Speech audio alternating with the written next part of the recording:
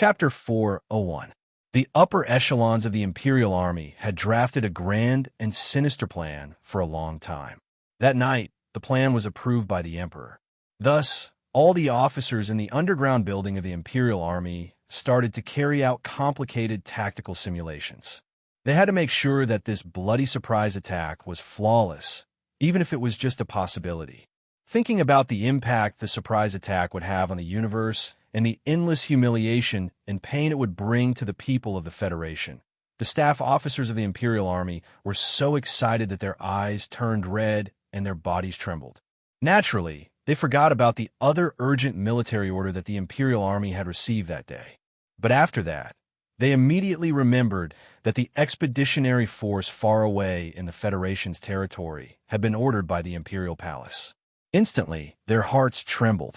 From the Minister of Military Affairs to the lowest-ranking staff officers, no one dared to underestimate the Emperor's orders. They didn't want to see the Empire's last fortress in the Federation's territory fall apart, and they didn't want to see the Emperor explode in anger because of this. The frequency of information transmission between Tianjin and the three-star systems at the edge of the Federation's West Woods was suddenly encrypted. The Imperial Army's General Staff Office started to have intensive discussions with the military leaders of the Expeditionary Force to make strategic arrangements for the Expeditionary Force to attack the planet's southern hemisphere.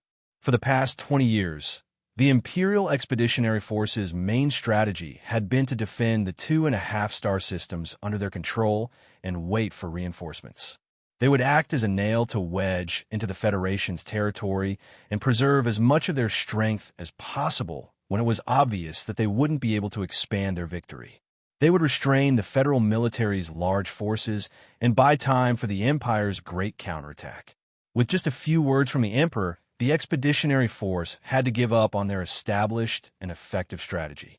Just for the sake of a young female Federation star, they had to turn out in full force and shed blood. This kind of disregard for the lives of the Expeditionary Force's soldiers really made the officers of the General Staff Office feel cold and confused, but no one dared to say that this was the Emperor's reckless order. General Ambley stood in the snow below the circular base. His sparse beard was covered in frost from the heat. He quietly looked at the encrypted electronic document and thought to himself, "Your Majesty, this is a random order, but I don't think any of the officials would dare to object." The old general looked back at the magnificent and cold glacier behind the base and felt a slight chill. All the belongings of the Maple Forest Formation were hidden there. Were they going to throw everything in for the national girl of the Federation? He could not understand the Emperor's military orders, but he would carry them out without question. He would not drag his feet. On one hand, it was because of his supreme reverence for the Emperor. On the other hand, it was because his family was still far away in his hometown. Is it to stop this concert from going on and strike a blow to the Federation's confidence? Or is it because of something else? Old General Ambley's eyes sunk as he thought to himself. The people in the South must have been prepared. The concert is definitely not a good time. His judgment was not wrong. The big shots of the federal military were not a bunch of idiots. They dared to agree to Jian Shue'er's request and let her enter the real front line to hold a concert for the military. Naturally, they knew how dangerous this matter was. The Federal Army in the Southern Hemisphere had already entered a state of alert. What was even more frightening was that the Federation's medium-sized fleet had been patrolling in space, coldly suppressing the planet's firepower line. This fleet had escorted Jian Shue'er and her group into Huiming Corridor and had not retreated. Other than angering the Federation, what good is it for the Empire to pay such a high price to kill that young female celebrity? General Ambley quietly thought to himself. Then he ordered the Norman officer in a hoarse voice, "The General Staff Headquarters has an emergency meeting to discuss this matter." For the sake of the Emperor's word, they had to fight, and they had to win. At the very least, General Ambley was very sure that this was definitely not a trap set by the Federation. General Ambley believed that his counterparts in the federal military had been retarded, naive, and stupid decades ago. However, after so many years of war, and Li Pifu had brought up an entire generation of outstanding generals, the current federal military staff would not use such petty and childish methods. More importantly, Even he, who had been on the battlefield for many years, could not think of any benefits for his Maple Forest alliance to go to the south to hunt down that young female celebrity. This proved that no matter how much Jian Shuai was doted on by the Federation, she was still just a celebrity. She had no strategic value and was not qualified to be bait on the battlefield. This was a very simple logical inference. Since there was no reason for her to be bait, the theory of a trap was naturally not valid. The people in the South have been continuously increasing their troops in the past few months. They should be preparing for something big. This concert may be the publicity for this big move. General Ambley held his teacup like an ordinary old man. He slowly said to his subordinates in a hoarse voice, "Since we're going to fight, of course we can't just focus on that celebrity. We have to win, and we have to beat their momentum." The old general slowly raised his head. His somewhat cloudy eyes suddenly lit up. He swept his gaze across the faces of the officers in the room one by one. In a deep voice, he said, "The orders from the military are only to kill or capture the target, but I think the Maple Forest Alliance can do more." The officers in the command room saw the sudden brilliance in the old man's face. They quickly stood up and saluted. Since they were going to attack with all their strength, it was not worth it to just complete the mission given by the Emperor. The Imperial Expeditionary Force would definitely not be satisfied with this. They wanted to take advantage of the situation and vent their resentment and hatred for the Federation for many years. This did not violate the orders of the military. In fact, perhaps their comrades in the distant homeland also hoped that they would have such courage and courage. General Ambley slowly stood up and placed his teacup on the table. He looked at his subordinates who were standing upright and said, "The General Staff Headquarters will draft the battle plan as soon as possible. The Alliance will mobilize. I only have one request. The battle plan must be reported quickly." In a cruel, interweaving battle on the planet's surface, the Empire and the Federal Army had long known each other's depth. General Ambley's request for quickly was exceptionally accurate and pointed out the main point of this attack. Although the southern side of the planet still had the Federation's electronic surveillance network, this planet was once completely occupied by the Imperial Expeditionary Force. No one knew how many nodes set up by the Bureau of Proclamation many years ago had been destroyed. The Federation had only reclaimed the southern hemisphere for a dozen years. It was impossible to restore the glory of the Charter in such a short period of time. This was where the Imperial Expeditionary Force's confidence came from. As long as they were fast enough and entered the battlefield at the right time, the Expeditionary Force was confident that they could openly suppress the people in the south and catch them off guard. Even if the broken charter could see them, they would not be able to mobilize troops in time to respond. It was like the thunderstorm night in the southern hemisphere during summer. Lightning flashed in the night sky like snakes.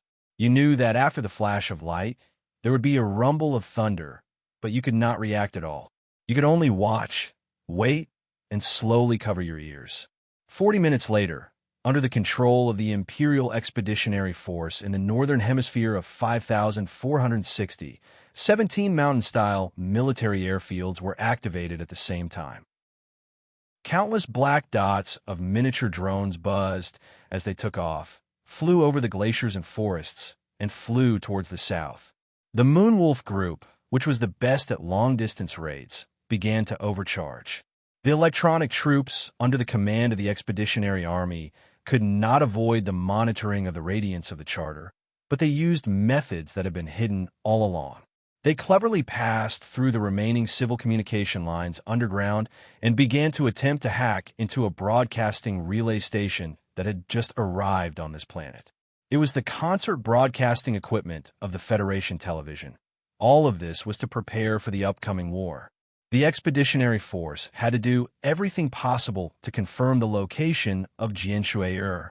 Although the Expeditionary Force headquarters had more long-term plans, they had to first satisfy the Emperor's request while fiercely attacking the Federal Army in the south.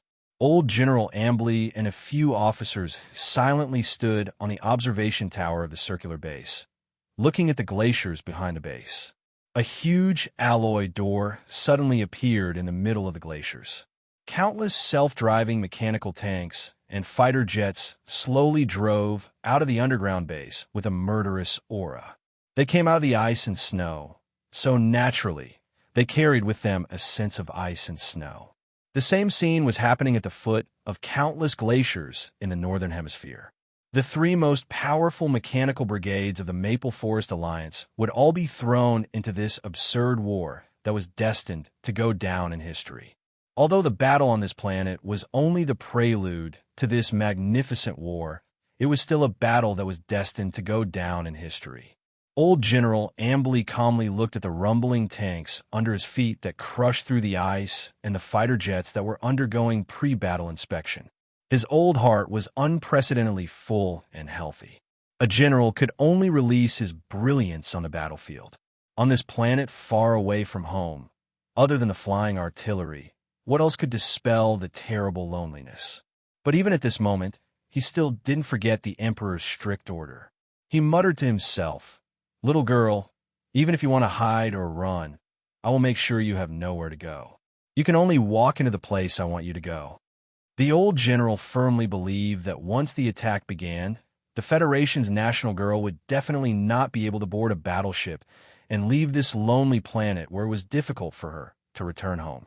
This was because 2 hours ago, the last and strongest fleet of the Empire's expeditionary army left behind at Westwood's border was silently sailing towards the star sector where Planet 5460 was located.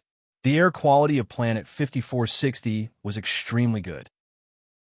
It was unusually clear, even more transparent than the atmosphere of the administrative planet of the Westwoods. The people who walked out of the battleships couldn't help but look up at the blue sky. Most of them were from the Capital Ring, and they had never seen such a clear sky in their lives. Sulu took off his sunglasses and squinted at the faintly visible Federation battleships above his head. He couldn't help but be shocked by the vastness of his field of vision. In his mind, he began to suspect the real reason why these battleships didn't leave.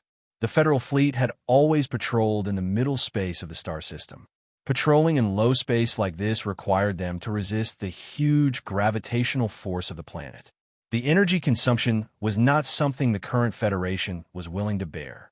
"What's wrong?" Jian Shui'er walked down from the black car and asked curiously. Sulu lowered his head, put on his sunglasses again, and explained, "It's the first time I've seen such a clear sky. I'm not used to it. I feel a little nervous. I saw a book friend say that Huai Chaosher killed the Emperor of the Empire and asked him if he had forgotten the revenge of killing his father.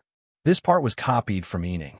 I like Ening a lot, but I read it too early and forgot if there was such a part. Actually, I copied from Wu Wang Fu Chai. I think Killer King copied from the same person as me." Chapter 4:02. There were not many officers who came to Zhe Chio's military spaceport to participate in the small, welcoming ceremony. Sulu stood below the stage and looked at the soldiers through his sunglasses. He thought that compared to the momentum created on the Westwood's administrative planet, the officers on this planet did not seem to care much about the victory concert. The Frontline Command Headquarters actually only sent a major general.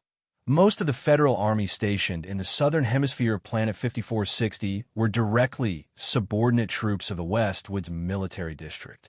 There were only 2 divisions of troops from the Capital Ring who came to participate in the rotational battle. The Frontline Command Headquarters led the military operations of the entire planet, so at least 1 lieutenant general was available. Sulu did not think that this was the military ignoring the performance team. Instead, he thought that the generals in the headquarters were probably busy with something important. The aftermath of the news could not be calmed down. Although this was the absolute frontier and absolute frontline, the soldiers still knew of Su Li's existence through the television and the internet. The soldiers in the formation listened to the unoriginal welcome speech on the rostrum and looked at the national girl on the stage excitedly. Many of them also looked at Su Lu curiously. This young man, who didn't seem to have any abnormalities, was that guy from the legends? The sunglasses covered Su Li's eyes. He did not care about the strange looks around him. Under the cover of the sunglasses, no one knew that he, who was silent with his hands behind his back, was actually having a direct communication with a great being. A faint light appeared in his left eye. The old man did not seem to like to appear in his mind with the face of the old butler.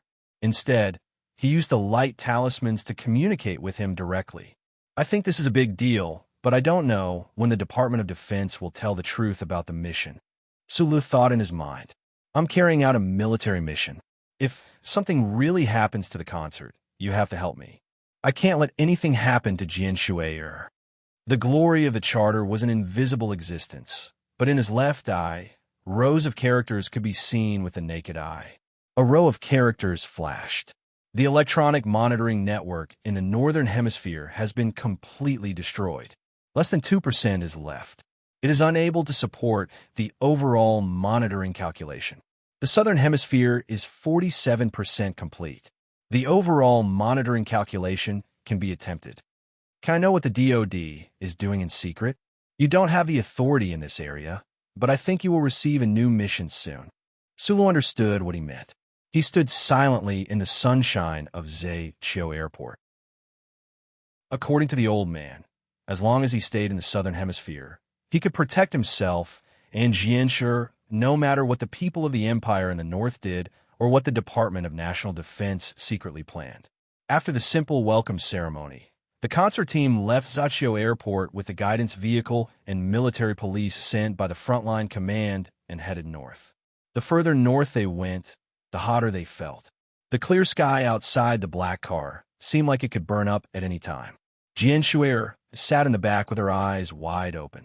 She looked at the wreckage of fighter jets that could often be seen on both sides of the road and the armored vehicles that had been burned into black soil. Her clear eyes did not burn, but there was a faint sadness in them. In the following journey, Jian Shui'er, accompanied by military officials, came to the third hospital of the planet to visit the wounded soldiers who were receiving treatment. The soldiers who were seriously injured on the battlefield would be transported back to the main planet of the West Woods for treatment. But because of the limited transport capacity, a large number of the wounded were still receiving treatment on the spot. They will be transferred after their condition stabilized. In the intensive care ward of the sterile space on the second floor, there were many soldiers who were permanently disabled. Some of them had their legs blown off by anti-infantry mines. Some of them had their arms cut off by high-speed rotating bullets scattered by the Empire Mecha. And some of them had most of their skin burned by the incendiary bombs dropped from the sky. Jian Shui'er, who was wearing a light blue sterile suit, did not just say a few words of encouragement to the soldiers and leave the hospital. Instead, she sat quietly beside the bed and began to talk to the seriously injured soldiers. The national girl came to his side. Her clear voice was filled with sunshine, bringing warmth and comfort to these soldiers who had suffered heavy blows. The gloomy and even somewhat desperate atmosphere in the ward changed a lot because of her arrival. Jian Shui'er softly sang a song for them. She turned her head and said cutely, "I'm so useless." When he said this, even the second lieutenant, who had 70% of his burn area, laughed. It was just that his heavily injured face hadn't had time to undergo skin grafting and muscle regeneration surgery, so he looked abnormally terrifying. Especially when he laughed, one could actually see the pink muscle fibers on his left cheek and the white teeth that were exposed in the air. Not everyone dared to look at this face. Most of the team members who came to visit the wounded stayed away from this bed. Sister Tong had a look of pity on her face as she quietly stood behind. Only Jian Shui'er sat beside him, and Su Lu stood behind her. Su Lu watched silently. He did not know how many people he had killed in his life and how many bloody and cruel scenes he had seen. But when he looked at a severely burned soldier, he still felt cold and numb in his heart. However, he did not see a trace of disgust or disgust on Jian Shui'er's pink cheeks. What impressed him even more was that the national girl did not show any expression of pity. She just smiled cutely, as if the burned soldier on the bed was an extremely ordinary person. Not far behind the 3rd Military Hospital was the graveyard. After the news reporter finished filming the scene of Jian Shui'er offering flowers to the hero's cemetery, he was politely asked to leave. In the green grassland, Su Lu walked slowly with Jian Shui'er. He saw that the girl's eyes were already wet. For decades, in order to resist the invasion of the Empire, countless young and hot-blooded people had been buried here. Only close to 4,000 of these soldiers were buried in this cemetery. However, as far as the eye could see, all one could see were black tombstones in the gentle green grassland. They didn't seem like lush trees, but rather like black gems scattered throughout the grassland. Looking at this scene, there was no fear of death in the hearts of the two of them. There was only a faint sadness and respect. Jian Shui'er turned around. Her big eyes were full of a strong smile and tears that she had not had time to wipe away. She said, "Many people died for victory. If we do something for this, it is very reasonable, right?" "Yes, so you have to hold a victory concert." It was not as simple as a concert. Although the old man insisted on maintaining his authority and did not tell Su Lu the top-secret military information, he was sure that his deduction would not be wrong through his own observations these days. Leaving the hospital and the cemetery, he entered the frontline military camp. Looking at the multi-level automatic farms watered by water droplets and listening to the sounds of cars in the barracks around him that were filled with West Woods accents, Su Lu was slightly stunned. He felt as if he had returned to the training base. The sun here was so bright that he really did not feel the tension of an impending war. Turning around the barracks, there were countless soldiers on the field undergoing close combat training under the scorching sun. Battle cries shook the sky. Although armed infantrymen rarely had the chance to meet the Empire's soldiers, the soldiers of the Federation had never forgotten the bloodlust that close combat training could bring to them. The camouflage military uniforms had long been rubbed by the dirt and stones. The soldiers' bodies fell heavily on the hard ground, and then they climbed up resolutely. The battle cries and the orderly landing of the soldiers soared into the sky. It was so exciting that the people in the convoy were thirsty. The earth trembled slightly. 7 black M-52 mechas walked out from behind the barracks. The heavy mechas towered over the canopy of the trees. They moved silently in the wind, as if they were returning home. Gripping the steering wheel tightly, Su Lu finally smiled when he saw this scene. Being on the front line, he could truly confirm that he was indeed very used to this kind of battlefield atmosphere. Even his body was beginning to itch. Jian Shui'er in the back saw the sunny smile on his face. Thinking that the Ministry of Defense would probably not hand over the mission to Group 7 until after the concert, she asked curiously, "What are you thinking about?" Su Lu smiled, revealing a mouth full of healthy white teeth. He said, "I'm thinking that no matter what might happen at the concert, no matter what the Ministry of Defense wants me to do, but if those Empire people really dare to come to the South, this young master will definitely make them regret a little." The convoy entered the base. The MX Mecha that had been closely guarded was transferred into the heavily guarded warehouse. The concert was set for 2 days later. The relevant technical installation and rehearsals would begin tonight. The concert broadcast organization had already arrived at Planet 5460 10 days ago. The concert stage had already been set up. All that was left was for the engineers in Jian Shui'er's team to perform the final adjustments.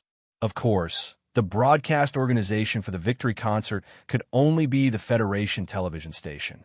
From the age of 12, Jian Shui'er had cooperated with the Federation television station for all of her drama interviews and concert broadcasts. The two parties had cooperated countless times and were already very familiar with each other.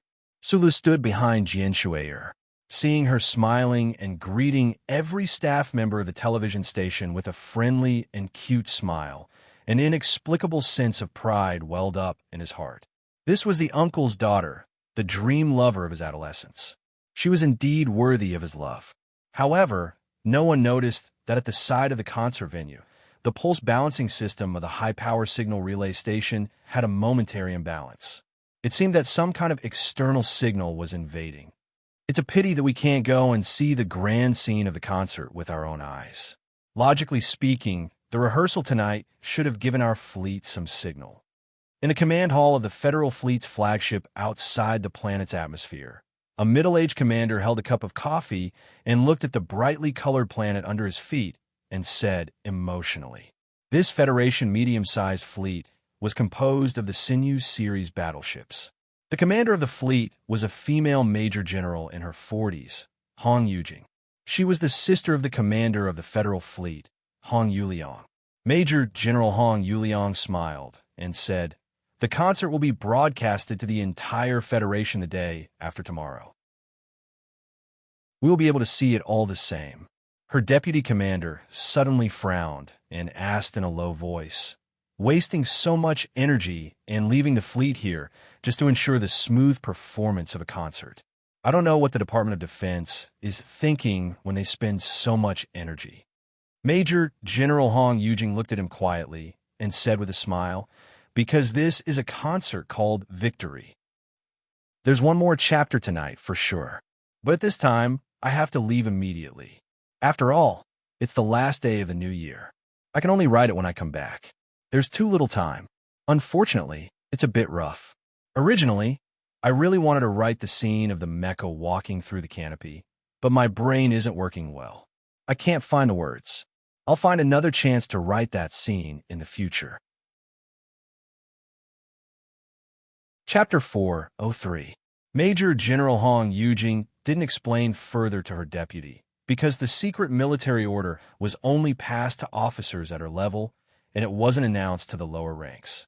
The Federation set up such a trap for the Imperial Expeditionary Force, so naturally, they didn't want to reveal any flaws from top to bottom. In fact, even she didn't know why the Ministry of Defense came up with such a plan. This plan seemed a bit naive and stupid.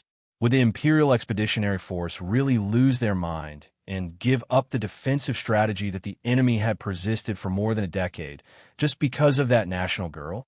From her sister, General Hong Yuliang, she even knew that when President Pabre passed this military plan called the Victory Concert, he still didn't understand where the Ministry of Defense's confidence came from.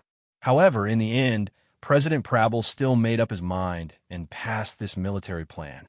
Just like the respectable president, Captain Hong Yujing did not understand, but she accepted it without any resistance.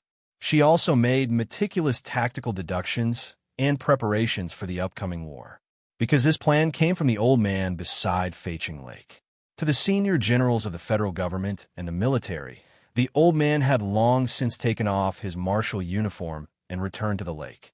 However, in the 68th year of the constitutional calendar, he once again stood up.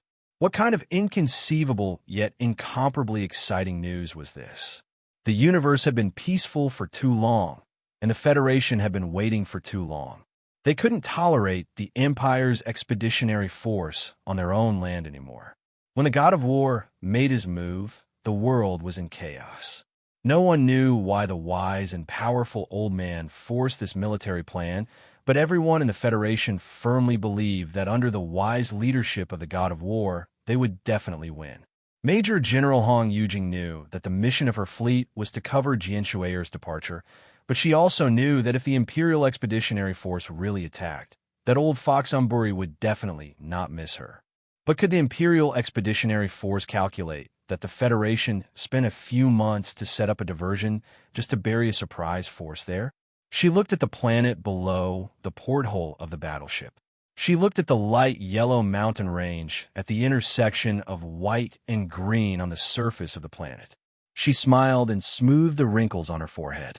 Looking from space, the mountain range looked pale yellow, but in reality, you would find that the mountain range was a deep brownish yellow. Other than a few green plants on the mountainside, the entire mountain range was barren. There was no trace of life, and it was lonely. Therefore, the highest peak in the mountain range was called the Lonely Mountain Range. That's the Lonely Mountain Range. Behind us is the Yellow Mountain Range. A few months ago at the training base, you should understand what it means by now. Behind a giant sunken rock, Du Shaoqing, the commander of the Iron 7th Division of the Federation's 3rd Military Region, coldly looked at the surroundings and said to Shimin-Jin, who was standing behind him, "You came later than the troops, so take the time to familiarize yourself with the tactical plan." "Yes, teacher." Shimin-Jin had just arrived at planet 5460 not long ago. He was not wearing a military hat today, and his slightly dry black hair swayed in the dry wind of the Yellow Mountains. The Ministry of National Defense has prepared for so long, and even let the key military officers to cooperate with our maneuver to improve our understanding of this ambush. If we still can't win this battle, All of you will go back to S3 to be clerks, Du Xiaoqing said coldly. All the military officers behind him had serious expressions.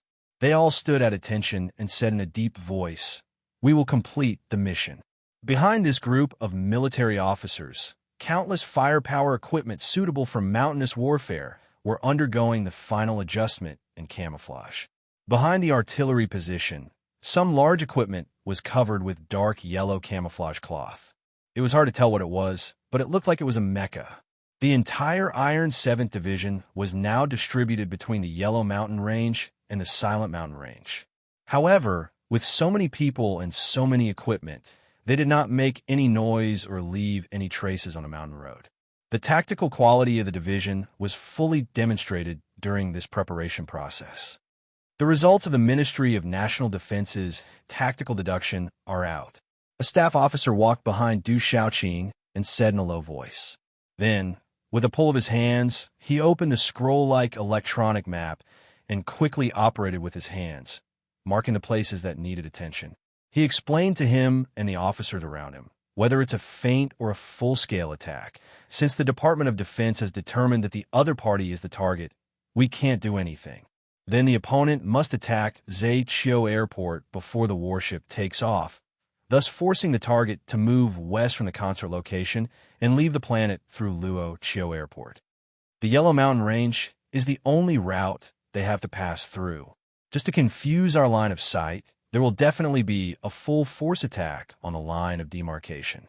The opponent may not use a lot of power to carry out a surprise attack, but until now, the Ministry of National Defense has not determined how much power the Empire will put into this route. Outside of the Wolf Moon Mecha Brigade, how much firepower will there be?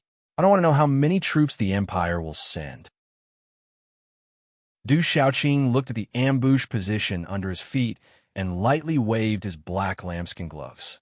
He said with a rare emotion, "Since we are back, we can only leave with victory." Many years ago, this planet was the place where the Iron 7th Division had been reborn. During the Second Federal Defense War, the Iron 7th Division had single-handedly completed an inconceivable task of stopping 3 of the Empire's integrated brigades, buying precious time for the Federation's main forces to surround them. However, the Iron 7th Division had paid the price of being almost completely annihilated. The Iron 7th Division won glory in the end, but they did not receive the respect of the federal military. This was because the Veterans Association and the media who promoted the Iron 7th Division's achievements did not know the story behind that tragic attack. In that defensive battle decades ago, the previous commander and senior officers of the 7th Division missed the opportunity and were cowardly, causing a fatal strategic flaw to appear in the military's plan. The situation was very critical, and their entire division headquarters was surrounded by the Imperial Expeditionary Force. They were forced into a desperate situation, and the 7th Division had no choice but to desperately fight back. The 7th Division, which had suffered countless casualties, made a name for itself and gained a reputation of being the Iron 7th Division. How many people had died in the 3 Imperial regiments because of their once fleeting cowardice? The media and public who did not know the inside story only knew that the division had bravely killed the enemy, and thus promoted them to the position of the Iron 7th Division. How could the big shots in the military who knew the inside story be satisfied? From then on, the glory of the Iron 7th Division was purposely forgotten. Du Xiaoqing's father was once a staff officer of the Iron 7th Division. He participated in this cruel defensive battle and was one of the rare few who survived. However, a few years after Du Xiaoqing was born, this officer, who was filled with endless guilt and fear, finally died of depression. Today, the truly reborn Iron 7th Division once again came to this planet that had brought them endless glory and humiliation. They were about to welcome a brand new military history.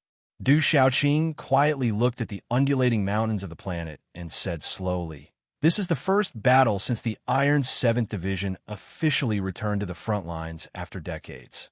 This battle must be won." His sunglasses reflected the blue sky of planet 5460 and the Yellow Mountains. It was a magnificent sight. The highly anticipated concert of the Federation officially began. Whether it was the Capitol Ring, the Westwoods, or even the middle-aged man in the Empire's Tianjin building, everyone sat in their own comfortable seats and began to enjoy the concert either excitedly or silently. I lightly jumped into the river of love in front of me. The passers-by beside you can't compare to the gift box in your hand. Within a radius of 500 kilometers around the military camp in the Southern Hemisphere, 3 layers of defense were arranged. Countless military aircraft were on standby, and countless mechas were undergoing their final self-checks. The fleet in space was watching this solemnly. However, the purple-haired girl standing on the stage did not know any of this. She just hugged a large microphone, tilted her head slightly, and stood on the graceful stage shrouded in blue light. Facing the darkness below, she hummed softly as if she was murmuring, "I'm sorry. I say, dear, dear, the passers-by beside you wish you a happy new year." The nation's young lady, Jin Shi-er, walked out of the clouds like a little fairy who had just come of age. Her purple hair was combed smoothly with a unique bow. She was as pure and cute as ever. However, her lips were painted bright red today. The red on her lips wasn't like blood, but like the smear of cinnabar on a white silk cloth. It was breathtaking and made the girl's pure face have a hint of the charm of an opera. The song ended. Other than the bright stage, the surroundings were silent. Other than darkness, there was only darkness. Even the sound of the audience's breathing couldn't be heard. Jian Shuai stood on the stage alone and felt the loneliness that belonged only to her. She tilted her head in confusion and thought for a while. Then she smiled sweetly towards the audience and said, "You can applaud now." As if they had received an order, the dark silence below the stage instantly collapsed. Applause and excited cheers instantly broke through the night of 5,460 people. This was the military camp. No matter how excited the Federation soldiers were in front of their dream idol, they still subconsciously maintained the cold silence of a mountain before they woke up from their daze. However, once they started to clap and express their excitement, the originally quiet and dark concert suddenly became a carnival scene. Amidst the thunderous applause, the director turned on the lights that had been deliberately suppressed for a few minutes. Countless beams of light began to madly sweep across the mountainous military camp. This was a rare scene of a simple concert in the Federation, but it was definitely the most enthusiastic and dazzling stage. The group of dancers wearing sky-blue miniskirts walked onto the stage. Under the dazzling lights, Jian Shuai removed the cute butterfly clip and combed the short purple hair on her head into a clump of extremely vigorous wild grass. She stuck out her tongue and walked to the front of the stage in her pretty leather boots. The music started. Jian Shuai looked at the densely packed soldiers below the stage and forced a serious smile. However, she didn't say anything. She just held the big microphone with both hands and lightly lowered her eyelashes. Like a quiet girl in an oil painting, she softly and attentively began to sing. "When I was 12 years old, I became the poor orphan that you all liked very much. Unfortunately, you only know me as Jian Shuai, that little girl with no parents. When I was 14 years old, in your eyes, I began to enter the military academy to study. Unfortunately, you only know me as Jian Shuai, the purple-haired girl destined to board the warship. When I was 16 years old, I received a very thin bracelet. Unfortunately, you only know me as Jian Shuai, but you don't know what it means to me. On the first day of the 66th year of the constitutional era, I held my first concert. I was very nervous. Unfortunately, you only know me as Jian Shuai, but you don't know what kind of bloody rain rained down in the underground parking lot that day. On the 67th year of the constitutional era, I went to the mountainous 4 states, wanting to do my best. Unfortunately, you only know me as Jian Shuai, but you don't know how powerless I was in the ashes that day. I am a national girl, Jian XX. I'm a national girl, Jian XX.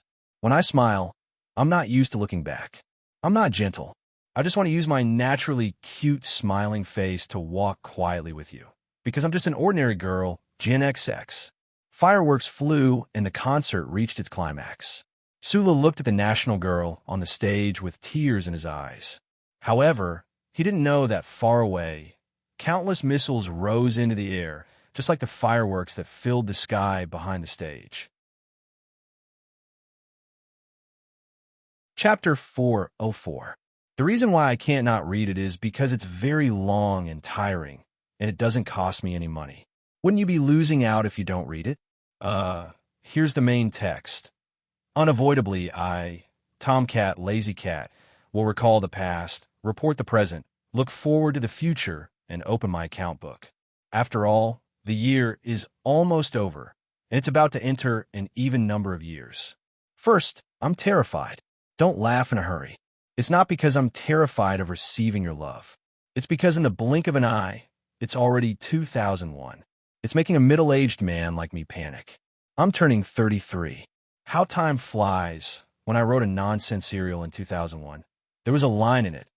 Hong Kong only returned yesterday, so how is it that in the blink of an eye, we're crossing the century? Back then, I thought that the speed of 3 years in the blink of an eye was terrifying, but now I realize that 10 years in the blink of an eye is the true tragedy. When one is about to die, one's words are true. I'm still a long way from death, but the pressure makes me want to do something. I want to write a story, and I'm writing one now. I want to make a movie, and that's nonsense. Even something like a script makes me dizzy, and I can't appreciate its beauty. I want to marry a wife, and I'm about to marry one. Yes, this is a very long story. In a few days, I'll write a short story to commemorate my long-lost single life. Speaking of which, from 2004 onwards, many reading comrades thought I was married, but in fact I wasn't. I was just booked. Digression, back to the topic. How can I not be terrified? Su Sanduo said to do meaningful things, and meaningful things are to live well. Then what does it mean to live well? Then he said he was doing something meaningful, which made a tongue twister. From my point of view, to do meaningful things, you have to make living well concrete. For example, what you do for a living, what kind of happiness and satisfaction you get after living well. This is very simple. It's the sigh I've repeated countless times to everyone. Doing what you like and earning money is happiness. The second is happiness. When I started writing this year-end speech, I was worried that there wouldn't be anything to write.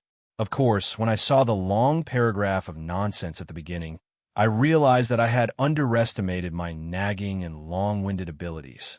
The reason for this worry is that I always feel that when I look back on a year, there has to be some ups and downs in this year's life. Just like what Gidge Pig said to Xio a long time ago. Or was it Zi Yuan who said it? I forgot. It was probably because one Russian did not like ping ping, something like that. A plot without highs and lows was not a good plot. A year without highs and lows was a difficult year to write a summary. The celebration ended at the beginning of the year, and he felt very happy. Now that I've started a podcast, I feel very happy. Moreover, the more I write, the happier I feel. Before this, I had already thought that this topic would definitely not be pleasing. Mecha, but in the end, there weren't many mecha fights in a million words.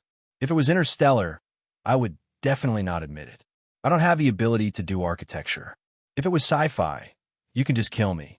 I only admit that Spy is a foreign land, but in fact, your divine eyes have already discovered it.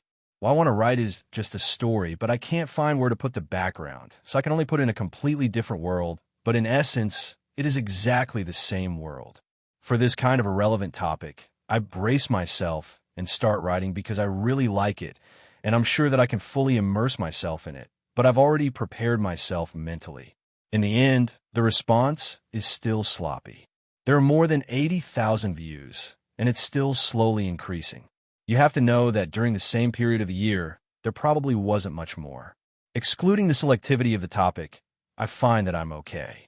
It's still that old saying that isn't actually YD. I really have a long life. Although the number of friends reading this story is increasing slowly, it looks like it will also last. This brings me back to the first sigh. I'm really prepared to do this for the rest of my life, so I have to write every story full of love. I've always thought that if you're determined to do something for the rest of your life, then that's the attitude of a career. I've raised myself up again, and I'm starting to walk with a clatter. I'm an easily satisfied person. It's because of this happiness that it's hard to write a summary. My family, growth, and life since I was young were all this happy and sunny. It was a complete mess. Fate was made in heaven. Year after year, I can't find any bumps in my life. I forgot to mention that life in Mei and Qing was also very happy. This is the third summary, the change of life. Living in Qing, there are many things to do and worry about. In the past, I've mentioned this many times in my nonsense. Some of my reading friends are tired of it and think I'm being pretentious. I won't talk about it here. I just feel that when one reaches middle age, it's indeed easy to get tired. Two pairs of readers got to know each other through reading my books, and they fell in love. It's said that they're preparing to get married. This is very good. Perhaps there are other readers who have the same story, but I don't know. I'm just thinking that you can and should get married. That way, my book of achievements will forever be filled with glory. Fourth, this story. This is a good story, but there's a problem with my ability. I'm not being modest here. Everyone knows that I'm not a modest person, so I can't necessarily write it well. However, I will adhere to one principle, which is to evaluate myself. What I write every day must be worthy of the subscription price you pay. When I first started to write about Qing Yunian, I only knew how to clear water and not fill in the blanks. Later, I realized that this was nonsense. Even if you don't want to fill in the blanks, there will still be times when you can't write and need to update. Intentionally or unintentionally, you'll still fill in the blanks. It's just that I firmly believe that the words I fill in, which describe feelings and emotions, although pure, can be sold for a little money. This brings me to another point. I'm not being modest. Recently, I've been feeling quite proud, especially in December. Other than Gotobaoto halfway through, I've been messing around the rest of the time. In fact, this messing around started on the 23rd of last month. Such an intensive 3 updates a day is something that a lazy person like me has never thought of before. But what's really proud is that during the 3 updates a day, I actually didn't fill in the blanks at all. I didn't even fill in the blanks. I actually wrote better than before. This was confirmed in the emotional greetings sent by Comrade Shiwa, a female junior high school classmate of mine, and a few friends. If there's a problem with my self-perception, I think there shouldn't be too much of a problem with these guys' feelings. Does this mean that I really have potential to be tapped? I'm still young and haven't withered. 6 point, I finally started to report the accounts. Since July, I've been grateful for everyone's support and love. This is the first response summary. I'm not afraid. I promised everyone that there won't be any irresistible situation and I'll never update again. Ru Chun-seong jumped up victoriously and screamed, "I did it! I did it!" This is a very good attitude. I didn't write much. I'm indeed a lazy person, so I can only compare with myself. Fortunately, I've done what I promised you. That's enough. Speaking of this, I really want to say that I often spell in the group. I really admire the Tang family's third young master. It's not his speed, but his endurance. He's a guy with a professional spirit. I really want to learn from him. December's accounts have also been cleared. There's about 10 or so days of 3 updates. That's it. Now, I'll talk about the plan for next month and next year. Pay attention to it. 7th point. Looking forward to the future. To be honest, I definitely didn't write as much in January as I did this month. I'll be very busy until March and again in May. As for whether I'll be busy in between, sorry, I really don't know. I promise to keep updating. I promise that when I have time, I'll write more and write more seriously. Then, this year, I'll give you the story of the spy so that you can pass the time and also pass some time. From now on, the first 7 days will be double the monthly votes. I can only do what I said before. I don't dare to promise to explode because the invincible state won't last forever. I'm not tired, but I'm not tired either. I just need a rest, but I still need to solicit monthly votes. This is also a very important part of the plan. Everyone knows what kind of person I am. I've been performing well recently. I'm very confident that I can squeeze everything out of everyone. Back to the 5th point, I'm not modest. Many people laugh and call me narcissistic, but you and I are both wrong.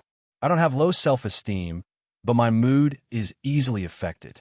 It's easy for me to think that I'm a scumbag after introspection, so I need to constantly encourage myself to maintain some kind of confidence and drive. So I really need your encouragement. Recommendation votes are good. Subscriptions are even better. Monthly votes are the best. Yes, the purpose of this year's summary is to encourage myself, and I hope that the comrades reading this story will also encourage themselves. I discovered that in order to live a good life in this society that isn't absolutely perfect, this technique is extremely useful. What kind of person am I? I'm a great and hardworking fat man. Seeing that this annual summary is close to 3,000 words, sincere and full of literary talent, how can I not vote for the monthly votes? The first part of the summary was written very smoothly, but the last part about soliciting votes wasn't. Actually, the last part of the solicitation was just because I was a little unconvinced. I don't believe that soliciting votes has to be hot-blooded enough and have to be updated enough. I just haven't updated enough. I probably won't be hot-blooded for the rest of my life, but I'll pull a lot of monthly votes to see. TSK. I'm that kind of person who doesn't walk the normal path. Wah! I wish everyone a happy new year, healthy parents, and a happy life. I definitely don't have the energy to write more New Year's greetings. Chapter 4:05. I'm Jian, as in simple so-and-so. Sulu stood in the shadows at the side of the stage, vigilantly watching his surroundings while listening to the 7 groups of reports from his headphones. His eyes were fixed on the graceful and charming girl on the stage, and his mood was gently swaying along with the lyrics that came out of her red lips. The simple so-and-so referred to Jian, or Jian Shuier. The simple lyrics were written by her personally. Although it seemed a little long and complicated, everyone knew that those lyrics were talking about her life, the bizarre 19 years of life of a national idol. Especially for Sulu, whether it was the assassination in Linhai or the terrorist attack on the concert in Huangshan 4 states. Even if he was not directly involved, he was deeply involved in these things, so he felt it more deeply. Jian Shuier sang this song on the stage for the first time. Sulu looked at her quietly, thinking about the years that had passed. Only then did he realize that a girl's voice could be so low and fluctuating, and in the end, there was a trace of honesty and stubbornness. Thinking silently, the music gradually faded, the lights dimmed, and several military singers went on stage to perform. After the last break, Sulu plugged in his headphones, hurriedly walked backstage to the electric downstairs, and held Jian Shuiyer's hand as they walked to the dressing room. The backstage of the concert was like a war. Half a minute later, Jian Shuier came out of the changing room. Sulu, the only male in the room, couldn't help but stiffen slightly. His mouth was half open, and he was almost unable to speak because of that beautiful light. The last 3 songs of the concert were dynamic dance songs. Jian Shuier was wearing a very cool costume, unprecedentedly cool. The girl's purple hair was combed as smooth as a ray of light, and then tied up with a thin red ribbon, very eye-catching. The most important thing was that she was only wearing a very tight, strapless dress with a white broadband belt around her waist. Her beautiful shoulders were exposed, and the close-fitting cut of the dress highlighted the girl's curves. And because of the low-cut design, one could even see the charming shadow between the 2 soft lumps of flesh. Jian Shuier was also very not used to this costume. With a trace of shyness, she covered her chest with her right hand, stuck out her tongue, and said, "It's the first time I've dressed like this."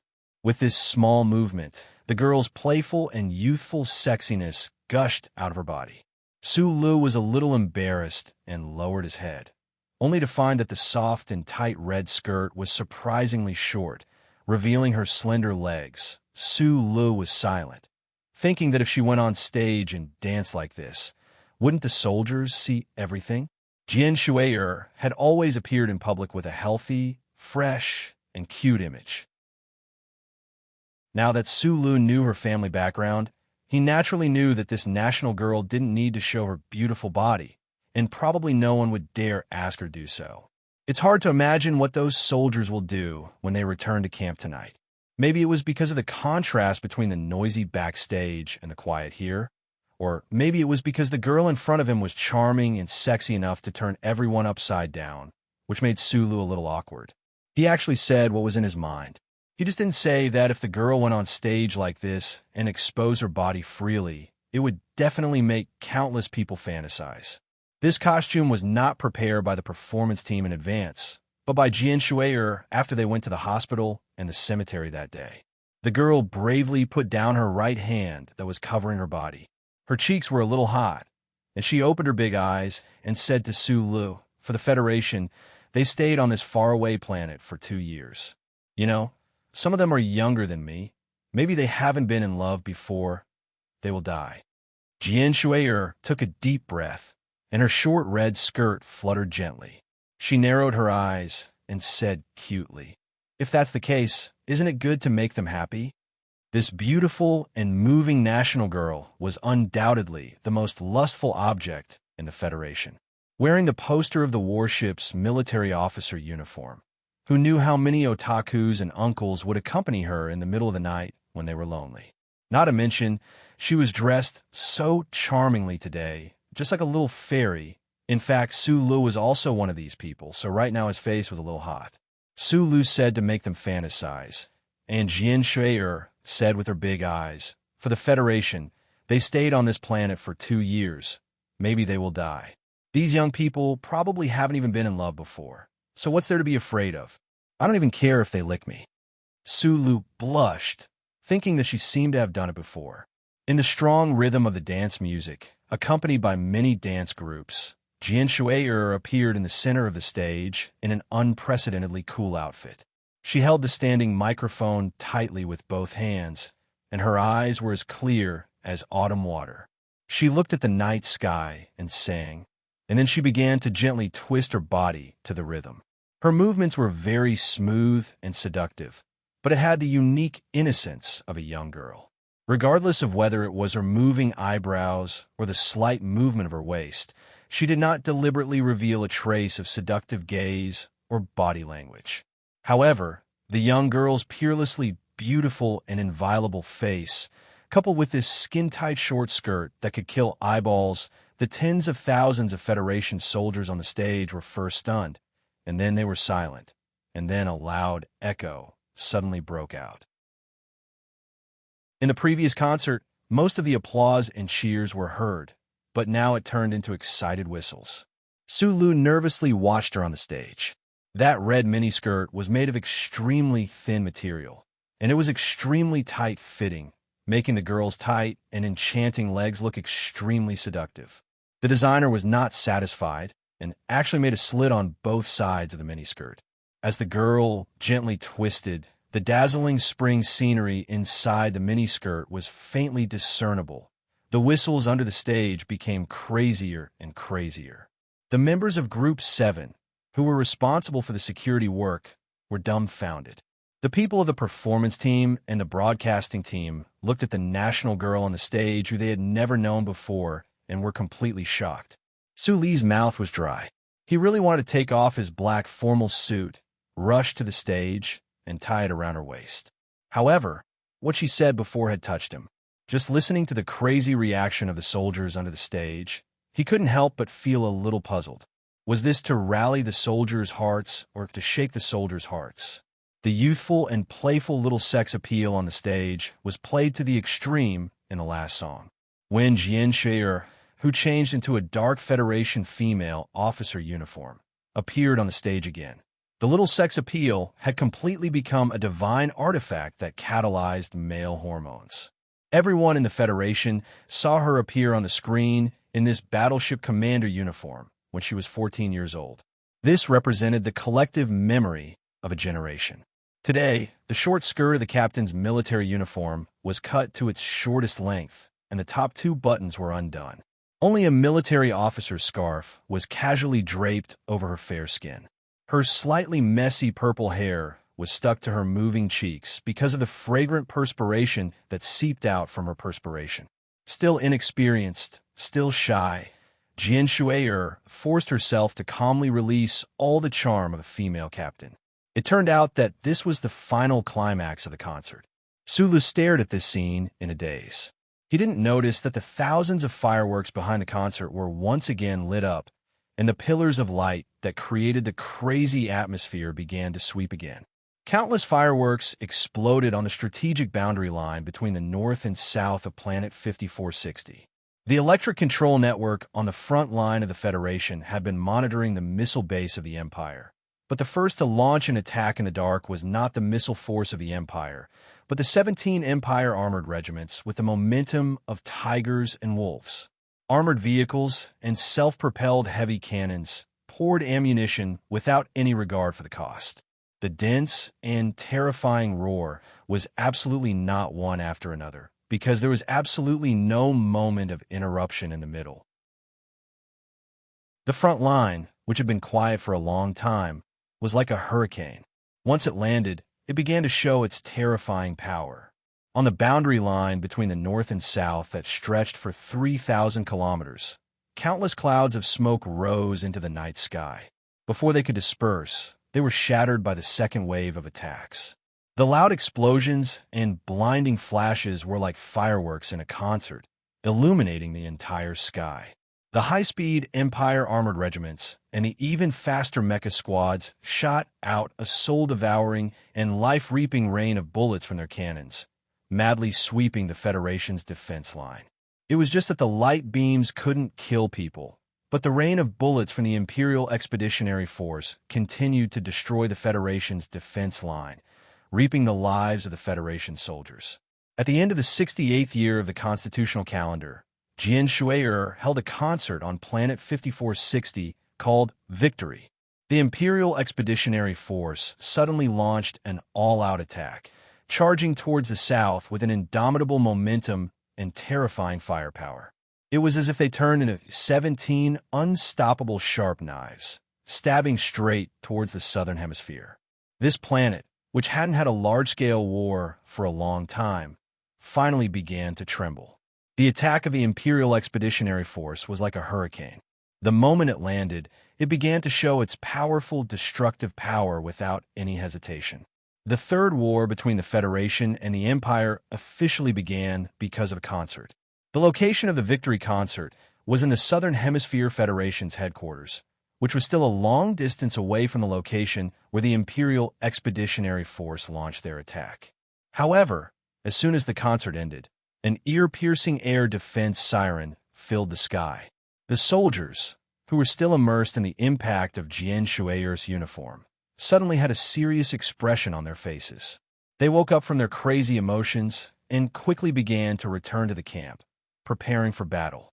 The Federation's television station immediately cut off the broadcast signal, and Jian Shui'er, who had just walked off the stage, was surrounded by 7 groups of armed personnel, beginning to prepare to evacuate. Unlike the soldiers, most of the people in this team were civilians. Hearing the ear-piercing siren, they were naturally terrified. An officer quickly arranged the evacuation matters while comforting everyone. The first wave of medium-range missiles launched by the Empire has been intercepted by the Wagwa system. The military fleet has been dispatched. Please don't panic. Lieutenant Colonel Sulu, a major general, walked over with a serious face, handed over an electronic document, and said, "This is the secret mission given to you by the Ministry of National Defense."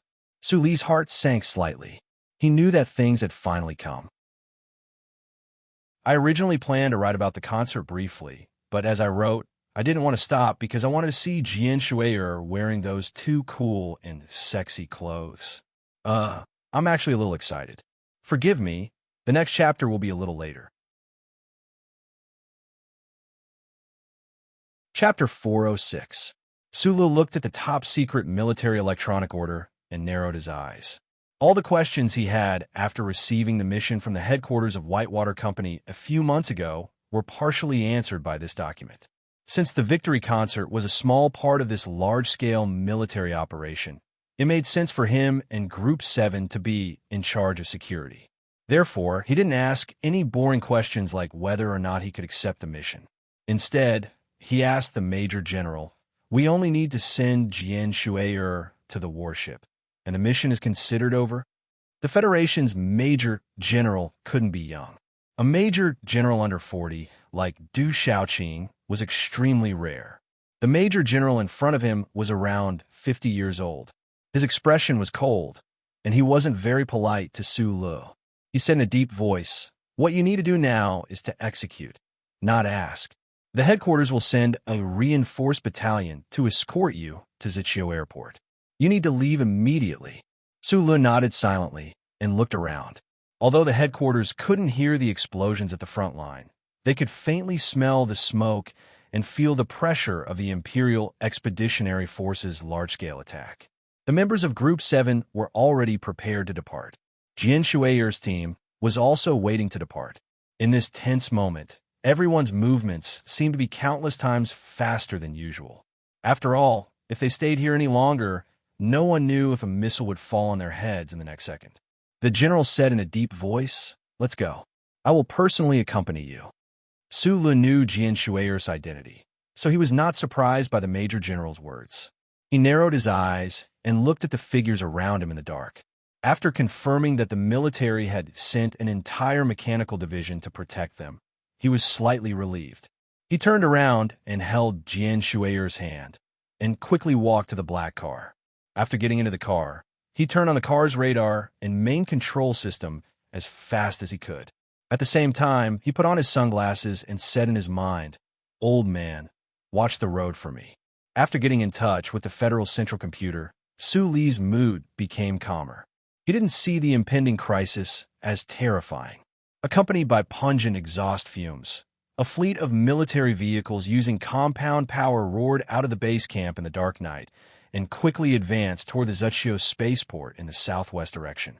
A light battleship of the Federation was already ready to take off there, waiting to escort Jian Shue'er and her team away from this terrifying planet that was already covered in a sea of fire and craggy stars. Su Lu controlled the steering wheel and drove the black car, leading his subordinate's motorcade. Under the protection of an entire battalion, they quickly advanced along the road. The temperature in the car had not immediately risen. Through the rear-view hologram, he looked at the girl curled up in the chair behind him. He neatly took off his black summer coat and threw it over, saying, "Wear this, don't catch a cold." Jian Shue'er, who didn't have time to change her clothes, was still wearing the extremely short and cool captain's uniform. She didn't know if it was because of the cold, or because she was frightened, or because she still hadn't shaken off the mood of the concert, but her cheeks and ears were slightly red. She took the coat that had Su Li's scent and silently put it on. The Imperial Expeditionary Force's attack was extremely fierce. The motorcade that was preparing to leave the planet was silent. Only the car's communication system rang from time to time with the command center's battle situation through the surface radio. Although the Imperial Army's speed was fast, under the resistance of the Federation's defense line, there was no way to stop the motorcade's advance. Through the old man, Su Lu had learned about the specifics of the battle earlier than anyone else in the convoy. He narrowed his eyes and silently looked at the military vehicles and the soldiers in the vehicles. He suddenly confirmed one thing. The target of the Empire's people should be the girl behind him. 30 kilometers away from Zichio Airport, there was a branch intersection. There was still silence in the black car, but Su Li's face suddenly became extremely ugly. "What's wrong?" Jian Shue'er had been carefully observing his expression and asked softly. Su Li didn't answer. What answered Jian Shue'er was the military's urgent notification in the system. Zichio Airport was raided by the Empire's fleet. The warships were seriously damaged and unable to take off. The landing platforms were completely destroyed. The battle damage is being assessed. In the dark night, the long motorcade stopped because of this unexpected situation. After 2 seconds of absolute silence, the Major General's cold and unquestionable voice came from the system. According to the backup plan, the motorcade will turn to Luo Chio Airport. Most of the vehicles in the motorcade began to roar again, preparing to turn to the right side. However, the 7 military vehicles of the 7th Group were like silent stones, stopping on the right side of the road. They didn't have the intention to set off, because the black car had been silent and still. The Major General's angry voice sounded, "Lieutenant Colonel Su, why don't you start immediately?" Su Lu held the steering wheel with both hands and narrowed his eyes. He looked at the determined but still young faces of the soldiers and the military vehicles in front of him and suddenly asked, "You know you are bait?" He didn't use the communication system, so this sentence was naturally directed to Jianshi. The girl tightened the clothes on her body as if she was a little afraid of the cold, and gently nodded. Sulu was silent for a few seconds, pressed the earpiece in his ear, and said to everyone, "I have a different opinion. The north-south boundary of Planet 5460 was not the actual defense line. Between the defense positions of the Federation and the Empire, there was a buffer zone of about 120 kilometers wide. Therefore, when the Imperial Expeditionary Force fiercely advanced southward, the plains and hills in front of them did not suffer any powerful counterattacks at all. The Imperial Expeditionary Force with the black hibiscus flying military flag was like countless vicious beasts that had been hungry and thirsty for many years. They greedily and stubbornly pounced toward the water source. The mixed brigade of heavy armor and Moon Wolf mecha turned into a black torrent, coldly but fanatically crushing line after line of defense. Accompanied by flames that soared into the sky and destruction all over the ground, they continued southward and continued southward. The federal military had long been mentally prepared for the surprise attack of the Imperium's Expeditionary Army. However, they still did not expect that the Imperium's Expeditionary Army would actually launch an attack with all its members. This was definitely not a surprise attack, but a full-scale push that was close to staking everything on a single throw. EZ was a company commander of the Shaji Mountain Defense Position. Covered in dust, he pushed away the corpses of his orderlies in front of him and shouted into the communication device with a hoarse voice, "We need backup! We need backup!" His orderlies died in the previous intensive airstrikes of the Imperial Expeditionary Force, and the micro-drones of the Empire buzzing above his head were like troublesome locusts, constantly interfering with the Federal Army's wireless communication. The ground began to shake. EZ's eyes were red as he looked at the countless armored vehicles that appeared on the hill. He helplessly put down the communication device in his hand, and then a fierce expression appeared on his face. He walked in front of the main cannon of the Gongzi and said to the cannoneer in a deep voice, "The mecha reinforcements are still 12 kilometers away. Now it's up to you." From the company commander to the normal soldiers, looking at the Empire's armored vehicles and the ferocious black mechas that covered the hill, they already knew that they could not hold this line of defense, but they did not have the slightest bit of fear in their hearts. Even if they did not show it on their angry and twisted faces. The Gongzi's main cannon, under the control of the company's cannoneer team, shook violently, and beautiful cannon fire spewed out in a straight line. With a loud boom, one of the Empire's armored vehicles exploded into pieces under the unstoppable attack. Meanwhile, the armored vehicle behind, it was also flipped over by this blast and fell heavily to the ground, almost smashing into a Moon Wolf mecha with a ghostly figure, turning it into several tons of black dirt. Electronic interference, virtual bait, dazzling artillery fire, high-speed chariots, and strange mechas formed a thrilling scene in this valley. A black shadow flashed past, and a heavy Moon Wolf mecha successfully avoided the cannon fire of the Federation's position and rushed up the hill. Company Commander He hugged the heavy carbine machine and shouted as he pulled the trigger on a mecha that was close to him. Beautiful bullets spewed out, and countless dull sounds of metal splashing rang out. However, it was all in vain. The Empire's Moon Wolf mecha stepped heavily on his body, and at the same time, its right mechanical arm stabbed out with an alloy blade, ruthlessly stabbing into the weakest part of the Gongzi's main cannon. Under the heavy and huge mecha, the dull sound of heavy machinery still rang out, but after a short moment, it abruptly stopped. The Black Moon Wolf mecha did not stop at all, and continued to move silently towards the south where there was still scattered resistance. Behind it, the Empire's armored soldiers surged past, leaving behind countless ruins and corpses all over the ground. Countless similar scenes played out in the valley and plains of this planet. The bloody and cruel war did not give people the time to reflect on its characteristics, and it had already brought death and defeat. The Federation's headquarters located in the base was busy, whether it was the lieutenant commander or the officers who were monitoring the movements of the Imperial Expeditionary Force through the electronic monitoring network, sending specific battlefield data to the various troops. Their expressions were exceptionally heavy and ugly. Since yesterday, the Federation's planetary headquarters had raised the defense level of the front line to the highest level. The highest-ranking officers had long guessed the Imperial Expeditionary Force's plan, but who would have thought that, under the premise of sufficient preparation, the Imperial Expeditionary Force would still advance so fiercely and so quickly? Are the people of the Empire crazy? They actually took out all of their assets. What is Umburi planning? The Federation's frontline commander, Lieutenant General Nelson, looked at the battle situation screen with a pale face, looking at the direction of the light that made him feel endless anger and humiliation, and he slammed the table heavily and shouted, "Inform Hong Yujing to immediately suppress the defense line behind Mount Xiaji. We must not let the enemy break through. Commander, the fleet must first ensure the safety of the spaceport." A staff officer reminded him worriedly. "I understand." Lieutenant General Nelson slowly calmed down and said, "But she will also understand."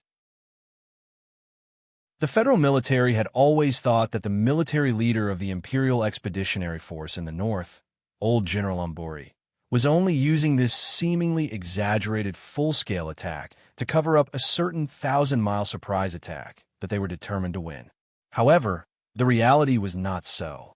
The Imperial general with deep military wisdom, after accepting the Emperor's random order, actually found a way out of the impossible.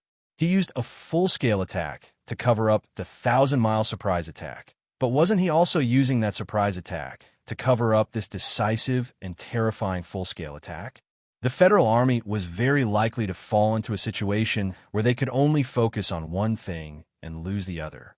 The previous chapter was really difficult to write because I didn't know how to write that, but it can be considered a small climax. In my anxiety, I actually left a few dozen words of outline in the main text, but this also proves that this story was carefully thought out. Please forgive me. Chapter 407. There was a line between the north and south of planet 5460. This line originally only existed on military maps. Other than the fortifications hidden in the mountains and high-strength cement buildings, this line did not have any obvious markings. However, on this night, countless explosions, smoke clouds, and light clearly outlined this line. The Imperial Expeditionary Force's attacks spread out on 2/3 of the circular line. Most of the attacks were concentrated in the night area. The dense flames rang out against the black background, appearing particularly dazzling. It was as if a god had tied a beautiful belt around the waist of this planet. The belt was decorated with sparkling rubies. Every shining ruby represented a violent explosion. The Federation's light feather fleet looked down on this scene from high above. They gracefully turned around in space, and the bow of the ship lowered, rushing down toward the belt that was filled with the will of death and blood. Countless missiles from both the north and south rose into the air. In the dark side of the planet, they drew out slender and mesmerizing rays of light. After the Federation's space fleet released the first batch of all-terrain fighters, they maintained a close distance. They did not dare to get too close to the atmosphere. The bow of the ship slowly adjusted. The inside of the 7 battleships began to emit a low but powerful roar. The light became dim. The huge energy output by the crystal multi-engine began to move toward the main cannon base according to the established channel. Main cannon ready to fire. Main cannon in position. Major General Hong Yujing looked at the light screen in front of her. She raised her right hand and said calmly, "Expand the O-shaped radius by 700%. The adjutant was stunned. The lethality will be reduced by a lot. What we need is to help the ground forces get through this most difficult period." Major General Hong Yujing lowered her eyes and said, "The most important thing is the lethality area. Even if we blast the opponent's mecha into smoke, what effect will it have on the overall situation?" No one said anything else.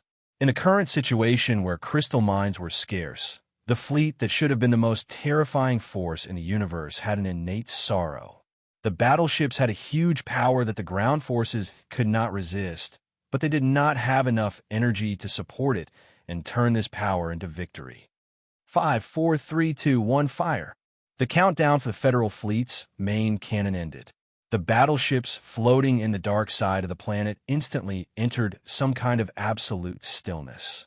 In addition to the palpitating silence in the universe, it was as if the entire world had stopped moving. More than 10 pillars of light shot out from the bases of the 7 warships. These beams of light looked so slender and delicate. They were silent, like flashlights shining into a lake. They gently passed through the planet's dark atmosphere and landed on the surface. The beam of light, which appeared to be thin in space, had expanded to an area of thousands of square meters when it landed on the ground. The sound finally rang out. Countless heavy-duty armored vehicles and moon wolf mechas from the Empire instantly exploded, overturned, and disintegrated into countless broken metal components, splashing in all directions under the punishment white light that descended from the sky. In order to expand the attack area, the Federal fleet deliberately increased the area and reduced the degree of damage. If it was just to accurately hit a target, there would definitely be a lot of terrifying scenes of the Empire's heavy equipment being vaporized on planet 5460. Just like that time in the outskirts of the capital of Hushi State in the Donglin region. The beam of light that descended from the sky instantly turned the black M52 mecha controlled by Feng Yu into a puff of green smoke. Because of the Federal fleet's attack, the beautiful belt on the planet instantly bloomed with 10 light clusters. The ruby-shaped explosion clusters that represented the fierce ground attack were instantly overshadowed by these light pillars that descended from the sky. Report from the command center, the effect of the outer layer attack is very significant. The excited voices of the Federation staff officers sounded in the battleships. They waved their fists in the air and looked at the images on the ground transmitted from the satellite. They looked at the huge gaps that were forcefully blasted open by the battleships of the Imperial Expeditionary Force and the charred metal debris that sputtered around the gaps. They were so excited that they couldn't control themselves. The fierce attack of the 17 armored regiments of the Imperial Expeditionary Force was severely hindered under the precise attack of the Federation Space Fleet. At that moment, the battle had already entered the second line of defense of the Federation. The Federal Army finally managed to block the continuous attacks of the Imperial Expeditionary Force with the help of powerful defensive firepower. Countless heavy armor units of the Empire were destroyed in the valleys and plains. Countless moon wolf mechas were hit by the electromagnetic missiles of the fighter jets. Their bodies flashed with a terrifying blue light as they were forced to fall. Then, the small teams of the Federation attacked the infantrymen. They used shoulder-fired rocket launchers to bombard the infantrymen nonstop. At the same time, the sturdy defense of the Federation also suffered a fierce attack that they had never experienced in the past 10 years. The fearless Imperial Expeditionary Force used all of their missiles and main cannons to continuously overturn the high-strength cement walls. Tens of thousands of tons of soil were continuously thrown into the air. The concentrated bullets hit any protruding objects on the surface of the ground, making horrible sounds. Who knew how many soldiers were turned into dust under this kind of firepower?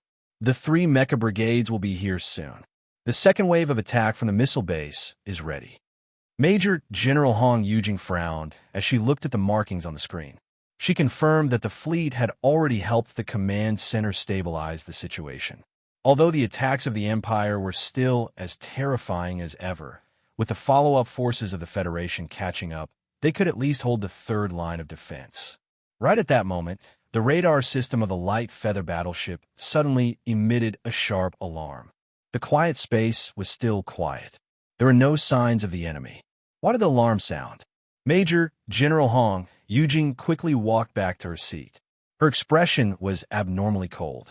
She said to the entire fleet, "Electronic interference detected. Everyone retreat. Leave the atmosphere immediately and enter the distant space. This Federation captain's reaction was not slow. However, although the 7 battleships that had just fired their main cannons did not need to undergo emergency cooling, the reactivation of their multi-crystal engines still required 10 seconds. However, right at the 7th second, in the space above the Federal fleet at an angle of 345 degrees, a wolf's head with a metallic luster appeared. The wolf's head seemed slow, but in reality, it was extremely fast. Only after leaving the ionization cloud's concealment could one see clearly that it was the head of a black battleship.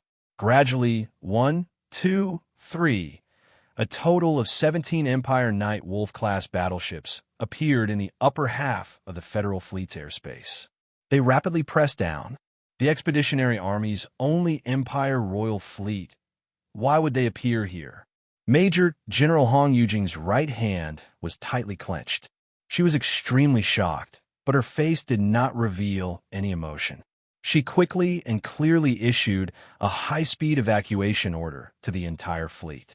Right now, the Federal fleet was in near-Earth space, facing the Empire's fleet tens of thousands of kilometers away. Countless of them made effective evasive maneuvers. Although the offensive ability of the Empire's battleships was far inferior to the Federal fleet's, Major General Hong Yujing knew that in front of these beasts of the Empire that even dared to engage in space collisions and perish together, if they did not immediately leave the near-Earth space and rely on the Federal fleet's high speed to enter outer space, her own fleet would very likely be dragged into the Empire's battleships and perish together. The overflow of the number 3 furnace's number 2 furnace is at 8%. Fleet, form the Kimura formation. Hurry! Urgent shouts rang out from the Federal fleet. In the silent space, the 2 fleets unexpectedly encountered each other, but neither launched an attack first. They only raised their speed to the maximum and began to chase after each other. The reason the Empire's fleet did not launch an attack was very simple. The crude main cannons of their battleships, in a large-scale space environment, even if they hit the Federation's battleships, would not immediately cause real damage to the Federation's super-thick alloy armor. The reason the Federal fleet did not launch an attack was that the energy quota of the battleships was seriously insufficient. They had to save the energy that was not used to maintain the operation of the battleships for the most critical moment. The Federal fleet had the advantage of speed, but the Empire's fleet that should never appear here had the advantage of numbers and positioning. The timing of the appearance of the Night Wolf fleet was especially perfect. The Federal fleet's main cannons had just been fired and were still in the near-Earth space. The silent chase was an extremely dangerous chase. If the Federal fleet was really closed in by the enemy, then they would certainly blossom into a cluster of fireworks above the planet. Break away from the Level 1 gravitational interference. The command and control system of the Light Feather-class battleship issued a timely voice. The soldiers of the Federal fleet that had been silent and tense for 3 minutes all breathed a sigh of relief at the same time. They subconsciously wiped the cold sweat on their foreheads. As long as they left the near-Earth space with the speed of the Empire's fleet, there was no way they could catch up with them. Continue to break away from the Level 2 gravitational interference. However, Major General Hong Yujing did not relax. Her eyes were as sharp as knives as she stared coldly at the light screen. Looking at the Night Wolf fleet of the Empire that was changing their formation, she knew that the enemy would definitely not let her go. The situation was still dangerous. 7 Empire's battleships have left. The deputy commander shouted in shock. What are they trying to do? Are they trying to die? General, I suggest that we immediately release the battleships and launch a sniper attack against the enemy. What are they trying to do? Major General Hong Yujing looked at the Empire's fleet that was changing their formation 100,000 kilometers away. Her heart was heavy. Suddenly, she said in a cold voice, inform the ground command that the Empire's fleet is heading toward Chiu spaceport. Hearing this, the Federation officers that were busy in the command hall froze at the same time. They turned around and looked at her in disbelief. Inform the ground command that our fleet has been forced to leave the near-Earth space and is in a state of entanglement with the enemy. We can't support the spaceport. Tell them to prepare to face the enemy. Major General Hong, Yujing slowly lowered her head and said softly, or retreat. The head of the Empire's Night Wolf battleships was a wolf's head with a metallic luster. It definitely did not fit the design concept of space combat, but it was the nightmare of countless Federation battleships. This was because the Empire's people who were not afraid of death would often use this wolf's head to play the game of perishing together with the enemy. The commander of the Night Wolf fleet, Fu Ding, looked at the surface that was getting closer and closer. He said calmly, "Attack the spaceport, release the battleships, and open up a path for the mecha team. Our goal is to capture Jian Shui'er alive for His Majesty." The Night Wolf fleet appeared like a ghost. They only used 2 changes of speed to successfully force the Federal fleet into outer space. It had to be said that this commander's commanding skills had already reached the realm of perfection. Normal tactics, just because of his perfect grasp of timing, brought the dawn of victory to the Empire.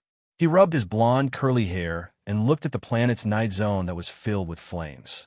He smiled and said, "My fleet is not here to be a guest."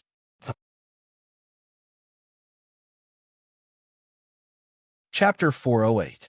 There is no moon in planet 5460. The side of the sky, facing away from the star, was only filled with stars. The night here was very quiet, as dark as ink. But tonight, the sound of explosions on the planet never stopped. The edge of the dark wilderness that stretched into the distance lit up from time to time. It looked like lightning, but in fact, it was countless advanced weapons releasing their energy, lighting up half of the sky. The same was true at Luochio Spaceport. The sound of explosions and light were even more intense. The Imperial Royal Fleet that quietly came to the rescue of planet 5460 began to waste their energy from the edge of the atmosphere. One of the largest spaceports in the Federation had fallen into a sea of fire. The fleet named Night Wolves did not take advantage of the situation to attack Luochio Spaceport further away. Just like in the ancient wars of the Empire, the blonde commander firmly implemented the policy of encirclement. In addition to the bombardment of the main artillery, the attack on the spaceport relied more on the fighters released by the fleet. Hundreds of black all-terrain fighters could be faintly seen in the night. Like tiny black mosquitoes, they moved swiftly between the anti-air artillery and the rapidly sweeping, illuminating lampposts on the Federation's ground. From time to time, a fighter would be tragically hit by a missile, dragging a long tail of light as it tragically plunged to the ground. However, even if they were hit, the fighter pilots of the Imperial fleet still incomparably valiantly controlled the fighter to fall toward the command center of Luochio Spaceport, using their own deaths to deal the final damage to the Federal Army. These Imperial pilots did not parachute.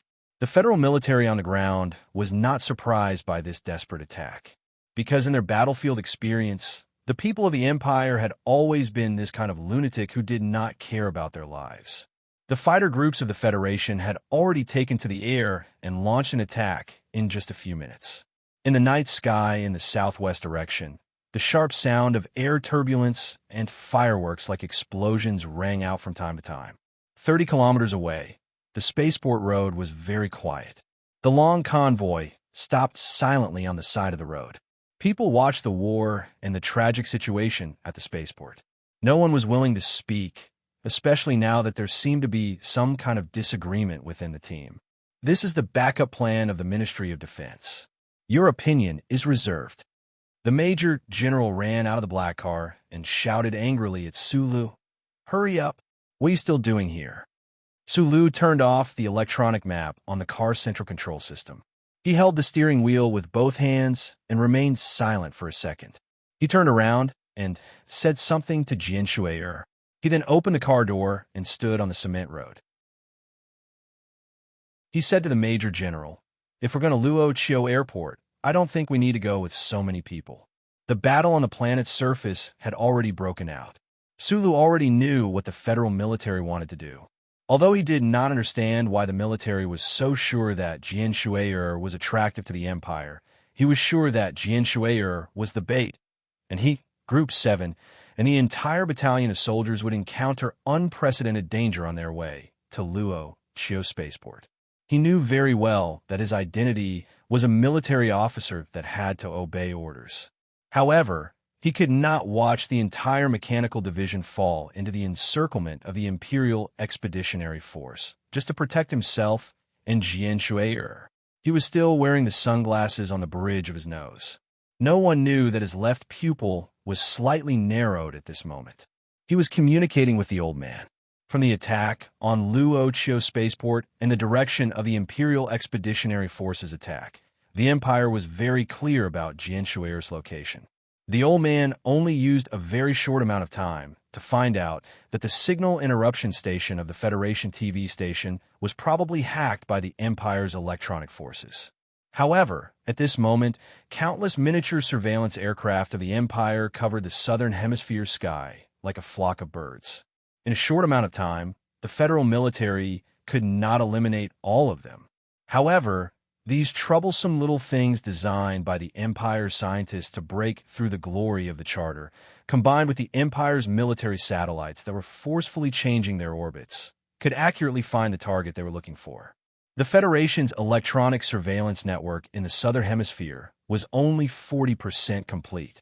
There was no way to completely block this fleeing convoy in this tense moment. We all know what the plan of the Ministry of National Defense is. In that case, I'll take Jian Shui'er there. Sulu took off his sunglasses and said to the general. Then he turned around and gave an order to Group 7 subordinates. Gu Shifeng, get ready to warm up.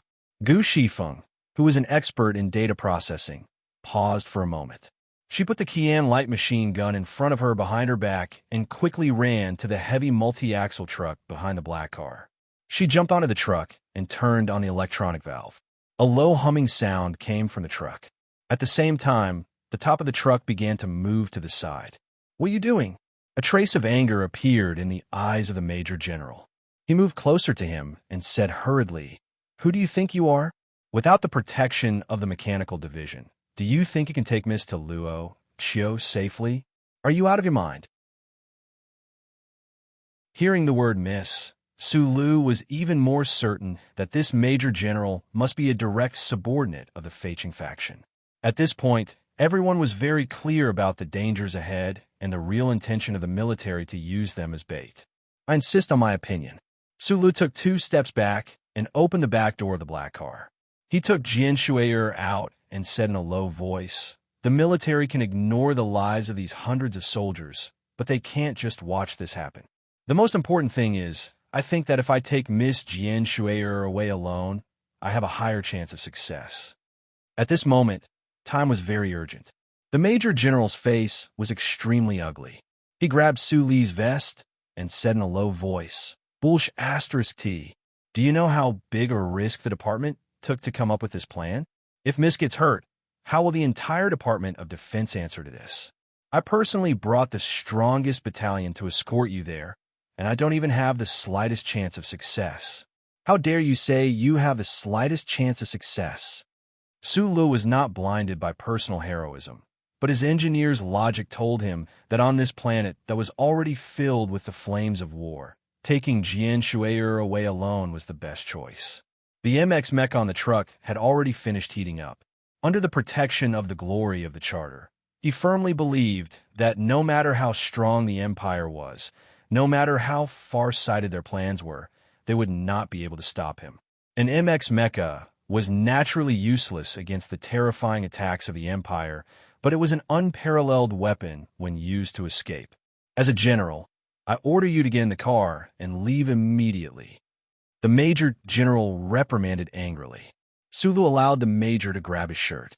He lowered his head to look at the time and said, "In the electronic secret order you showed me earlier, I am the one with the highest authority for this plan.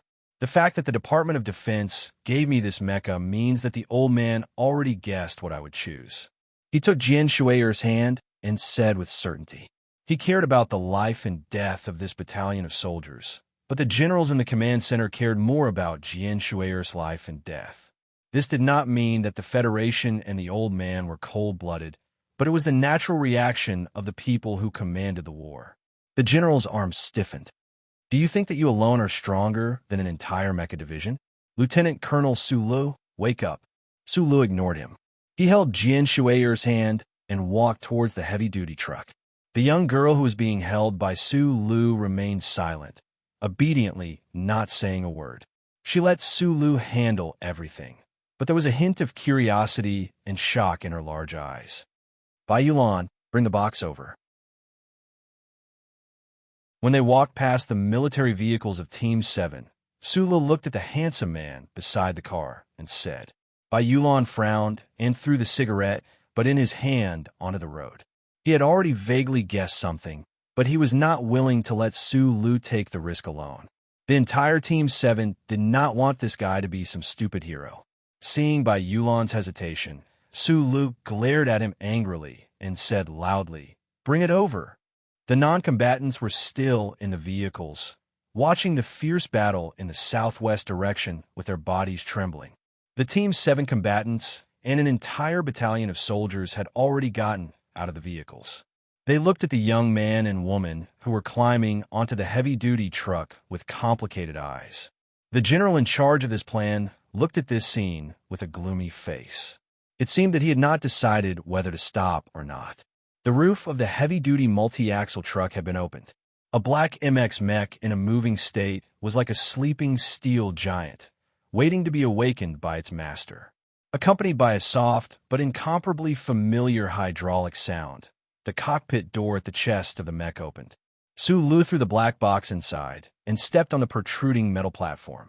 He turned around and extended his right hand to the girl below.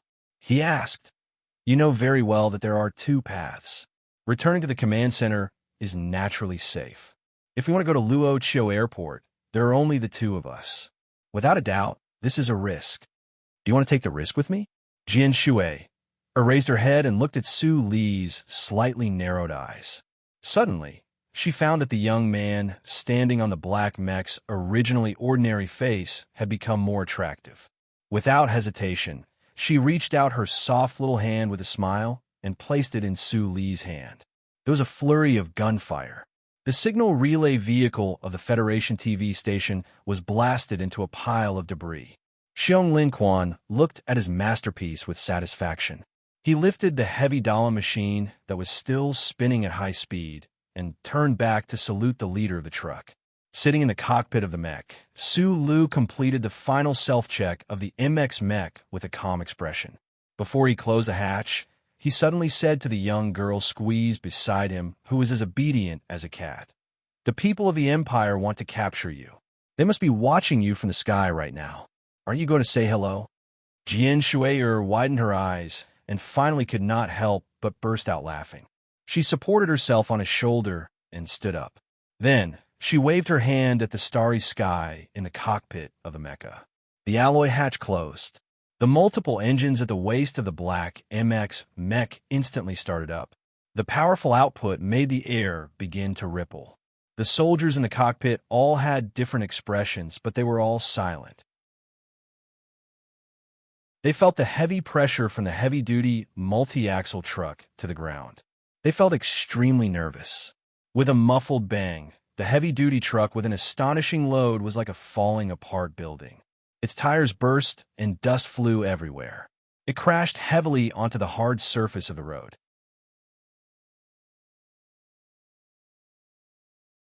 Chapter 409. Let me first explain a little about the plot. The previous chapter's name wasn't originally this. The original chapter's name was cooler, but when I uploaded it, I suddenly remembered Sakai Noriko's song. The sentence that left the deepest impression on me was, "For you, I want to take risks." So I used that as the chapter's name. Back to Jian Shue'er's concert. The first song I wrote for her was from Su Jiaying's album. I changed a birthday gift to a New Year gift because it was written on the 31st. The second song, Jian So-and-so, was obviously written on the spot after listening to Tan Weiwei's song that night. Lyrics aren't difficult to write. Although this song was poorly written, it was because I wrote it in one breath. I didn't change the lyrics at all. Tan was actually quite interesting, but when Weiwei sang Old Shuei's song, it felt wrong. When Yuan Weiren sang it, It was even more wrong. I didn't look at Kangxi. The leader looked at it. I took a few glances. If a friend wants to ask me to write lyrics and get royalties, feel free to look for me. I'm actually the most confident when it comes to writing lyrics. When I listened to Do way more than 10 years ago, I was determined not to look at the lyrics. I thought it was very beautiful, but when I looked at the lyrics, I thought it should be better, right? So I wrote a few songs at that time. I'm really confident in this aspect, but I never had the chance to show it. In my next book, I might write a lot of lyrics and then indicate the copyright. Can I satisfy my fascination with the literary circle? Finally, I'll start soliciting votes. It's said that I can only write in the middle of the night. It's true, but this isn't a good thing. I made you wait for a long time. Recently, I've been really busy. Last month, there were more than 10 days before the third watch. Now, when the monthly votes are doubled, I can't come out. This is really sad, but everyone can understand. It's not that I don't want to write more votes, but I really don't have the time. The summary was wrong. I didn't write much, and the monthly votes did rise slowly. But Xiao So-and-so was still resentful of being left behind, overtaken, so I didn't get tired of it and continued to work hard to sincerely call on everyone to vote for me. You know that I'm very diligent now. When I have time, I'll naturally show my diligence to prove your approval. At this time, I'm asking for your votes. Thank you very much. Chapter 410. In the distant night sky, dazzling flames flashed. More than 500 soldiers of the Federation sat on their respective armored vehicles, looking into the distance with a trace of admiration and worry, looking at a certain place where the Black Mecca had disappeared in the distance. The mechanical division aimed at the heavy truck with the howitzers and more powerful weapons. Because the truck suddenly collapsed and the target left at high speed, they naturally stopped firing. The white-haired Major General stood in the middle of the road with a complicated expression. After a difficult struggle, he finally didn't order his subordinates to use force to stop the reckless Sulu. Connect me to the command center? No. Connect me to the Ministry of Defense. He quickly walked to the military vehicle and asked the adjutant to connect the military satellite phone. He roared angrily. Tell Zhongxing that Brat kidnapped the young miss. If anything happens to the young miss, I will hold him responsible. The men of Group 7 carried their heavy weapons and began to prepare to leave with heavy expressions. Bai Yulan's delicate eyebrows were tightly knitted together. She exchanged a look with Lan Xiaolong beside her, but in the end, they didn't say anything. Their mission this time was to protect Jian Shui'er, and they had to protect Sulu. But now, the two people they were supposed to protect had abandoned them. In the shortest amount of time, 30 kilometers northeast of Zaiqiu Spaceport, what happened on the quiet road was transmitted to the 5460 Federation Command Center and the Federal Fleet in space. Major General Hong Yujing slowly took off her military cap and used her fingers to comb her hair. She wasn't very worried about the 7 Night Wolf battleships. The fleet under her command was about to leave the second gravitational range. At that time, no matter how fearless the Empire's battleships were, they wouldn't be able to threaten her fleet. The most important part of the plan this time seemed to have undergone some changes. In the Southern Hemisphere Command Base, Lieutenant General Nelson listened to the battle report with a serious expression. After a moment of silence, he said, "Help that mecha take care of the threat from the air. The problem on the ground can only be left to that young man. The remaining time of the electronic interference and the time it takes for the Federation to clean up those little things must be calculated immediately." In the circular base of the Imperium's Expedition Army in the Northern Hemisphere, inside the spacious underground command hall, more than 40 large light beams were displaying the images of countless cruel and heroic battles at night in the south. Without the help of near-orbit satellites in the Southern Hemisphere, the electronic surveillance of the Imperium's army mostly relied on the many unmanned, electronically controlled aircraft that they called Little Things. Therefore, the images were often distorted and blurred. The Federation has already shot down 2 of the 3 orbit-changing satellites.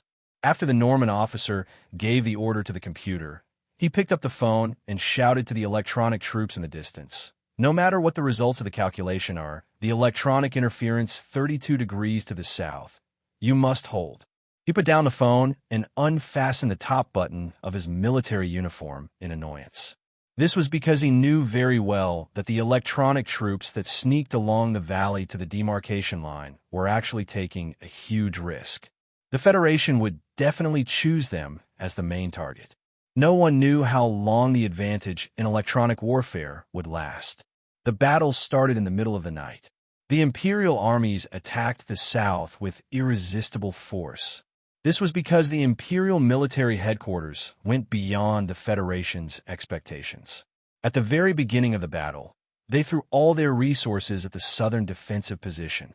The weapons and the soldiers' willpower that they had been accumulating for 10 years surged out in an instant, catching the Federation off guard. In the words of the Expeditionary Forces commander, old General Ambly, in front of a righteous army, any conspiracy would be crushed into powder by the Empire's iron stream before it could ferment.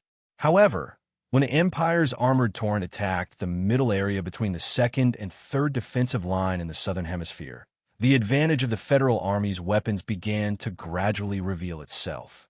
This was especially so when the Empire's powerful and precise counterattack was deployed. This made the Imperial officers in the base feel a little worried. After the initial defeat, the Federal Army was actually able to accept the fact so quickly and methodically strengthen their defense, and even organize a counterattack. This only proved that they were a little scared by the violent offensive of the Imperial armies in the beginning. However, secretly, the Federal Army was already prepared. The only orbit-changing satellite that survived the Federation's attack sent back another critical image. The Norman officer's dark blue eyes flashed with a trace of coldness. He quickly walked to the round table in the middle of the hall and saluted to the old general. He quickly said, "The target is already headed to Luaccio Airport.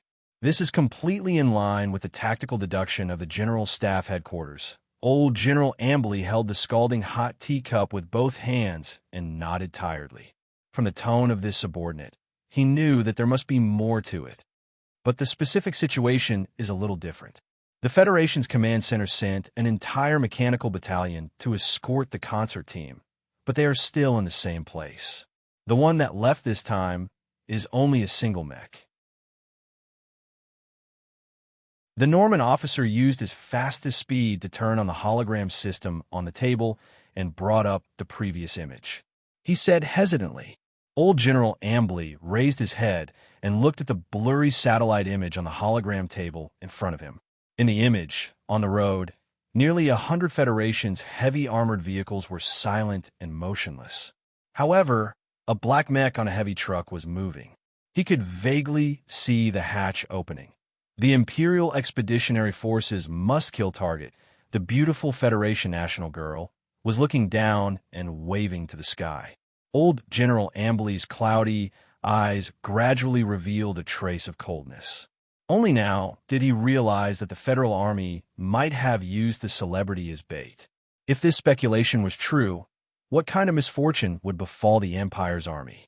Just like how he didn't understand His Majesty's order to hunt down the Federation national girl, he also didn't understand why the Federal military dared to use such a bait. In fact, even the commanders of the Federal Army didn't understand the mystery behind this. This was a battle to the death between the Empire and the Federal Army. It was also a battle between the Federation's military god and the Empire's emperor. When fishing, if the fish is big enough, strong enough, and fast enough, it can eat the bait and swim away. Old General Ambly put down the teacup beside the chair and stood up. He looked at the electronic map and the image on the table and said calmly.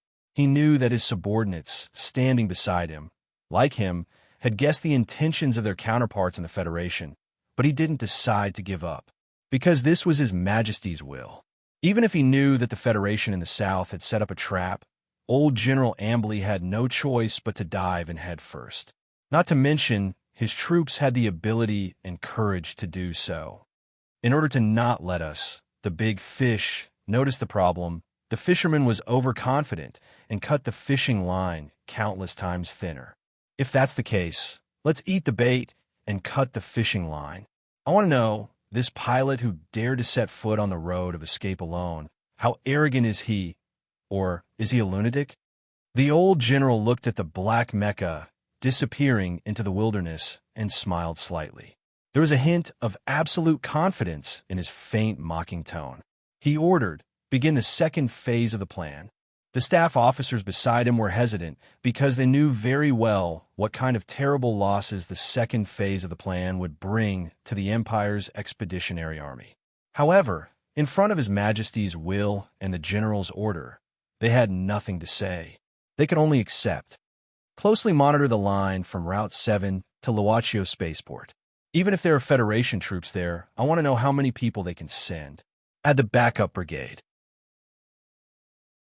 We must ensure that when Moonwolf passes through that area, the Federation headquarters will be terrified of the Empire's attack and won't dare to send any troops to support them. The task of the frontline troops is to suppress and lead. No matter how many people the Federation buried there, we can't let them increase the number of people. After confirming that this might be a trap, old General Ambry only responded with a few simple orders. He leaned on the table and quietly looked at the colored dots on the electronic map. After a long moment of silence, he said in a deep voice, "Don't worry.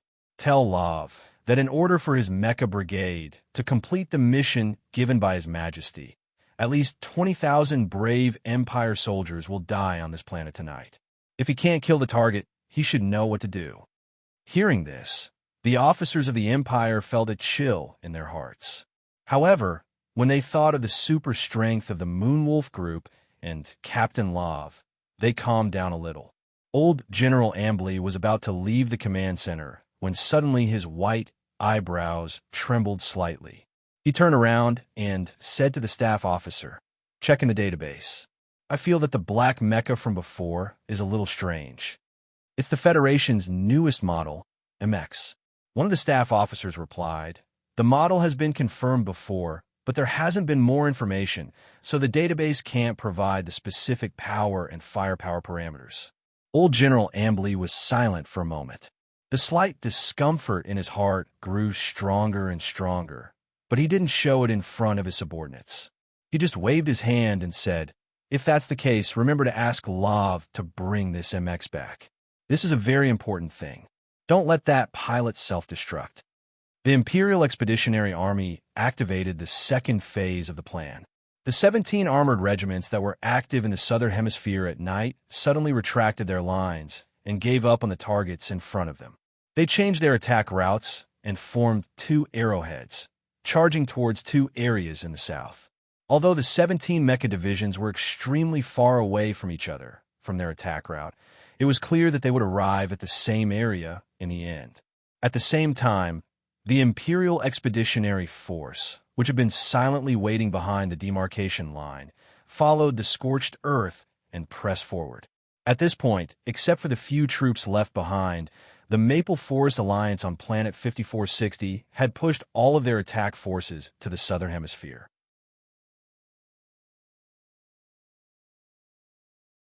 Chapter 411. The dense array of cannons spewed out dazzling light. Over 1,000 high-speed cannons whistled through the sky every second and blasted toward the Imperial Iron Stream. The entire Earth was shaking.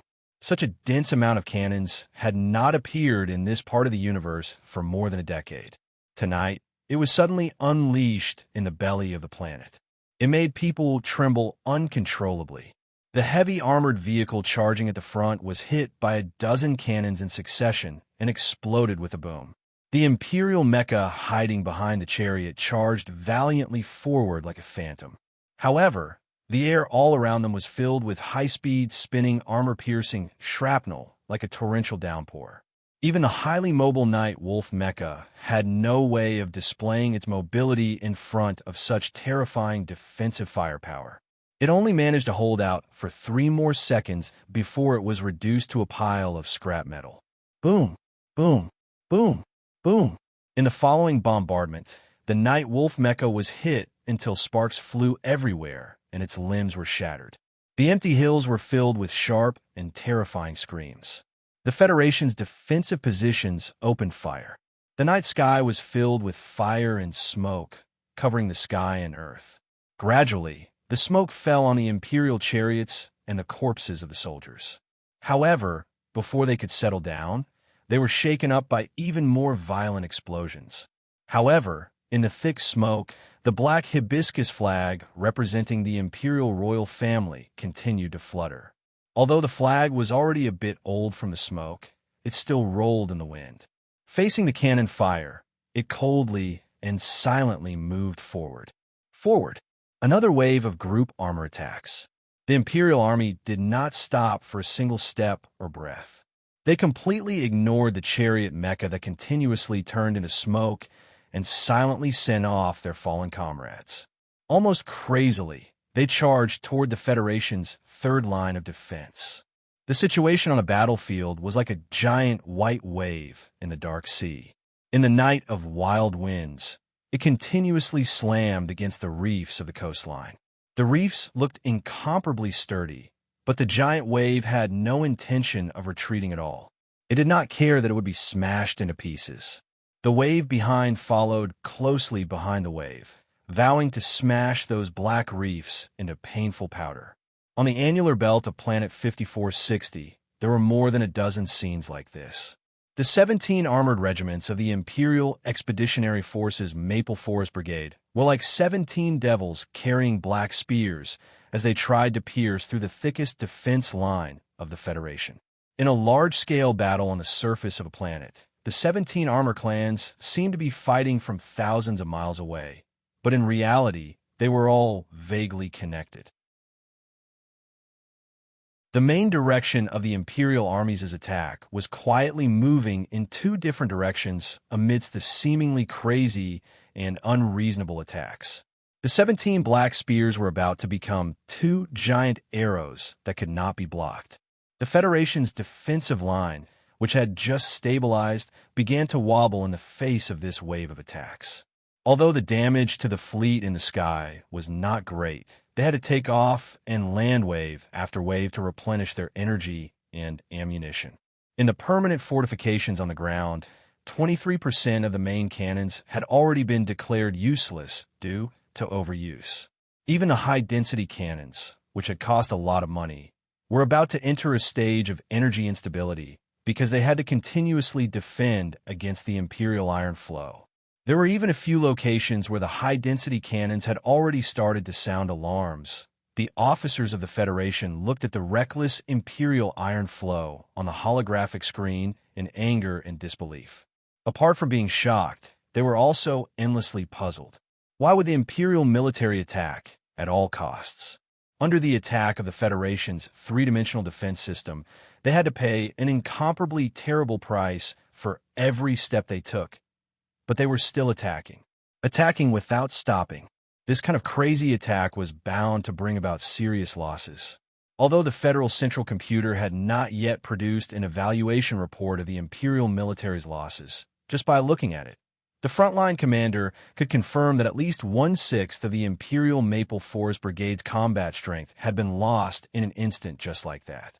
With the Federation's powerful defense system and advanced firepower arrangement, according to the current speed of the Maple Forest Brigade's loss, even if they were allowed to fight their way to the headquarters base, how many of them would be able to survive? The target of the Imperial Maple Forest Brigade was the Federation's planetary war zone headquarters. They shouted, "Long live His Majesty," and charged coldly toward death. In the end, they fell one after another and were buried in this faraway foreign land that was countless light years away from their homeland. The soldiers of the Empire would not equate stupidity with heroism. However, in order to complete His Majesty's mission, in order to fulfill the strategic objectives of the headquarters, from the most basic squad to the heavy-duty Moon Wolf mechas that attracted the attention of countless people, no one took a step back. In fact, they even thought for a second longer. If the four-layered three-dimensional defense system that the federal military had spent many years building was like a giant steel curtain that encompassed everything from the black grassland to the vast sky in the southern hemisphere, then the crazy and reckless group attack of the Imperial Maple Forest Brigade was like two fists at this moment, an indestructible cannon fire, giant fist. Looking at the density of the cannon fire in the wilderness and the firm determination of the Imperial Iron Stream charge, there was no doubt that old General Ambly in the Northern Hemisphere base would rather let these two fists completely destroy him in order to tear a hole in this steel curtain. The Maple Forest Brigade, who had been attacking from all directions, had already retracted their fingers into fists. The 17 armored regiments had become alloy fists with enormous strength. They fiercely smashed toward the Federation's defensive position, wanting to smash through the opponent and then smash toward the opponent's vital points. The 10 armored regiments were the right fist of the Imperial Maple Forest Brigade. They sharply and wildly smashed toward the Federation's headquarters in the northeast of the planet's night zone. The remaining 7 regiments attacked the southwest, encircling and attacking. They fiercely smashed their fists toward the most important military base in the Southern Hemisphere. For the Federal Army, regardless of whether it was the headquarters or the military base, they were both absolutely important places that they had to defend. The headquarters was the brain of the Army, while the military base was the heart of the Federal Army, providing them with an unending supply of nourishment. No matter what the initial design of the Federal military was, and no matter whether or not Lieutenant General Narson could see through the military plan of the old general of the Imperium, the Federation had to adjust its defense strategy immediately in the face of the two violent, unreasonable, blood-stained fists that still contained terrifying power. It was necessary for the Federation to defend itself immediately and block the enemy's incessant attacks. The Federation's soldiers stepped on the corpses of their comrades. Countless pairs of scarlet eyes stared and loudly shouted. In the end, they didn't let the Empire's people break through in an instant. The steel curtain in the Southern Hemisphere, under the bitter resistance of the Federal Army, barely held on. However, near the equator, this steel curtain had already begun to distort and deform, revealing its weakest areas. At this moment, the Maple Forest Alliance's fully mechanized brigade, which was the last to enter the battlefield, fiercely charged towards the deformed steel curtain. The 17 armor divisions in charge of the fierce frontal assault were already bloody fists. The 30,000 Imperial Brigade was like a wolf's mouth. At this moment, they had already bared their ferocious white fangs and were about to take a bite. The direction of the wolf fang was the flat mountainous area between Anchio Airport and Luachio Airport. Old General Ambly held his teacup and calmly looked at the military intelligence report on the electronic map. After confirming that the Wolf Fang Brigade had entered the designated area, he took a deep breath. A trace of blood appeared on his slightly tired face. What should be done had been done. The rest was up to fate.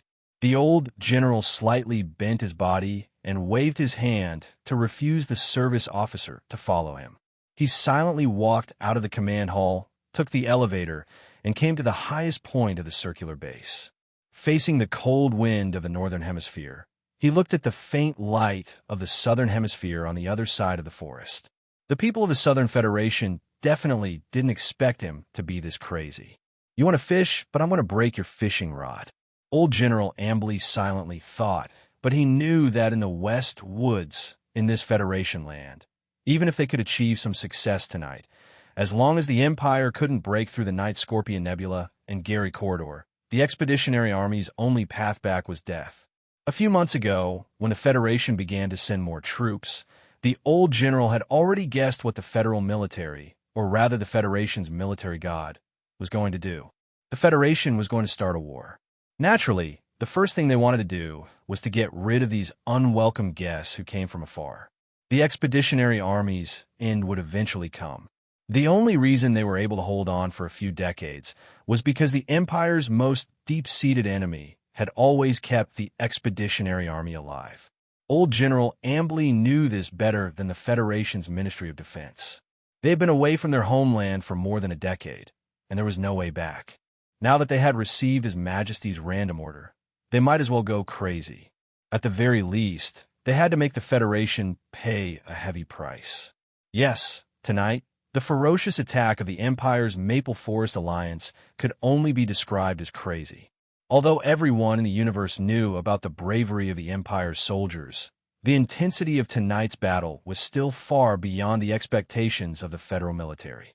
If the Southern Hemisphere was a trap, then the Imperial Expeditionary Force had used the craziest and bloodiest method to forcefully turn this situation into a chaotic situation.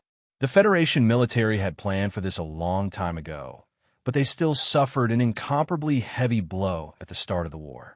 It was precisely because they simply couldn't grasp the supreme commander of this regiment, or even the harshness and viciousness of this expeditionary army that was all alone in a foreign land. His Majesty had given a random order, and the expeditionary force fought a crazy battle.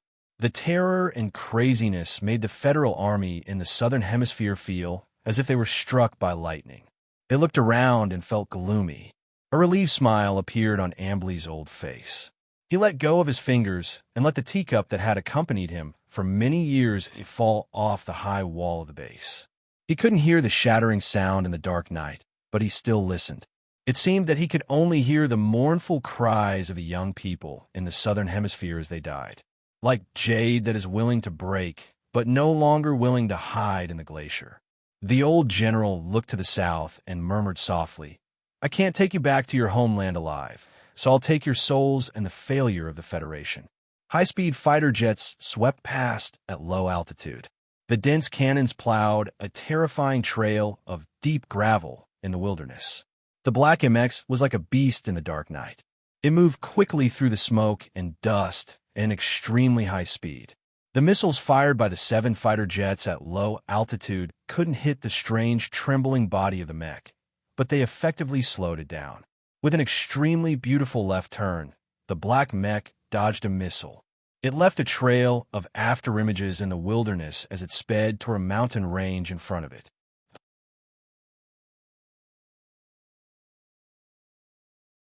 Chapter 412. The air supremacy near Zhao spaceport was still being contested, but when he received the signal from the Maple Forest Alliance base in the Northern Hemisphere, the Blonde Knight Wolf Fleet Commander Fu Ding did not hesitate to order 10 high-speed Omni-Domain cruising fighter jets to speed towards the northeast. He did not care about the loss of ground attack power at all. The target of the fighter jets was a black mecha racing through the wilderness. This mecha was the source of the Empire military's operation this time. In the dimly lit cockpit, the smell of heavy oxygen released by the life support system was very clear. Su Li's left hand gripped the control stick tightly, while the fingers of his right hand quickly swept across the touchscreen. In an instant, he entered 14 commands to control the Black MX to perform one dangerous yet beautiful standard evasive maneuver after another amidst the smoke and rain of bullets. The Empire's fighter jets in the night sky above his head were reflected in his eyes through the mecha's SCC system and large radius high-sensitivity radar in the helmet. When they had brushed past the northern area of Zhao spaceport earlier, these Empire's fighter jets had followed them and had been unable to shake them off. This fact made him very clear that the Empire's orbit-changing satellites were still watching him from outer space. The black box was fixed to the back of the cockpit, while Jianshi sat quietly beside him. It was not designed to be a 2-person mecha, so the cockpit was slightly cramped. However, being chased by the Empire's fighter jets the entire way, the two of them were not in the mood to experience the stuffiness and cramping of the cockpit. Sulu was not nervous at all. He only felt that it was a little troublesome. The fighter jets in the sky did not carry electromagnetic beam bombs, so it was basically impossible for them to hurt the extremely mobile MX. However, being chased like this by the enemy made him feel as if someone was holding a gleaming dagger behind him, ready to stab him at any moment. It made him feel unusually anxious. A sharp alarm came from the radar. Su Li's fingers entered commands as fast as lightning. With a push of the control stick with his left hand, the heavy black mecha was like an extremely nimble toy under his control.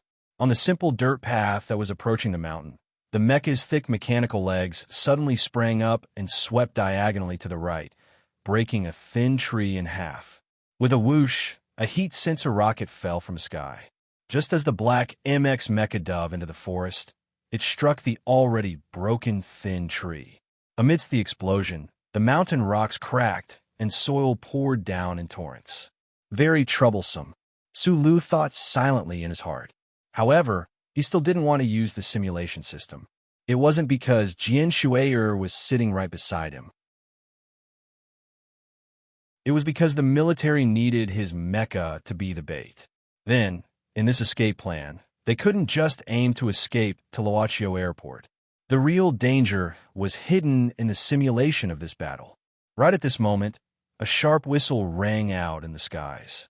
A silver-white shadow rushed out from the faint clouds in the skies to the west, flying past the black mecha's head and towards the rear at high speed.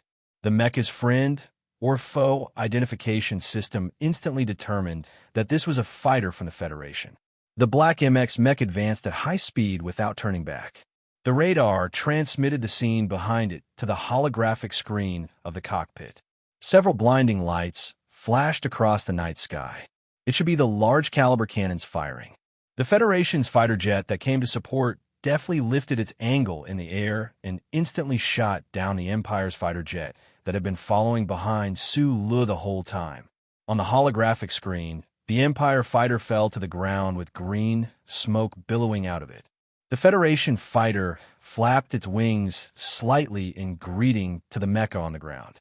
A grateful smile appeared on Su Li's face. His finger tapped the touchscreen. The black mecha that was running at high speed gave a thumbs up to the night sky where the aerial battle had just occurred. However, the next moment, in the night sky behind the mecha, a few more Empire mecha joined the fray. Although the Federation mecha that had come to provide support valiantly destroyed one of the Empire mecha, it was ultimately outnumbered and turned into a firework in the night sky. The smile on Su Li's face instantly disappeared. He narrowed his eyes and continued to operate in silence. Like the Empire fleet commander, the air combat forces of the Federation's Ichio spaceport, although they were also in the midst of a dangerous offensive and defensive battle, still sent out more than 10 fighters to cover the black mecha's escape. Both sides knew very well who was inside this black mecha and what its significance was. With the valiant cover of the Federation fighters, the black MX mech finally shook off the pursuit and harassment of the Empire from the air. It turned into a black stream of fire, passing through the primeval forest and stepping over the black plains, heading towards the spaceport in the distance at high speed. There was a simple military road in the middle of the plains. The black mecha broke out of the forest and sprinted across the grass. The moment its heavy body landed on the surface of the road, it began to change its state. The thick alloy mechanical legs flipped over and closed together with the sound of hydraulic compression and motors. The side armor automatically pushed out a caterpillar mechanism, and the spherical joints turned into power linkage equipment. A loud grinding sound rang out on the road. The black mecha instantly entered full-speed movement mode. The caterpillar tracks rotated at high speed under the power of the powerful engine, tearing apart the shallow layer of hard concrete on the surface of the road. It carried with it a cloud of dust as it moved forward into the night. The black mecha's mode changes were all completed at high speed, without the slightest hint of deceleration. There was a palpitating sense of simplicity and beauty in its movements. The lighting in the cockpit was dim. Su Lu operated in silence, his fingers continuously entering commands and activating buttons. Although each of his actions did not appear to be fast, when put together, there was a fairly clear sense of rhythm. No matter how difficult the operation was, he showed no signs of panic. Jian Shui'er checked the high-strength laces on her body, using a smile to hide the nervousness in her heart. She reflexively turned to look at him. The two of them were sitting very close to each other. Although the lighting in the cockpit was dim, she could clearly see this man's thick, knife-like eyebrows and that pair of permanently narrowed eyes when she turned her head. The Empire's offensive is fierce. The third line of defense is having a hard time holding on. But you don't have to worry. As long as the fighters behind us can't catch up, at least on this road to Luoqiao, our mecha will be safe. Su Lu took off his helmet and calmed the slight feeling in his heart. He said in a low voice, "Both the Empire and the Federation have made the wrong judgment. If we go full speed ahead, I can guarantee that before the Empire breaks into this area, we will be able to send you to Luo Chio Spaceport. He was the designer of the MX. He knew the functions of this black mecha better than the staff officers of the Federation's Department of Defense.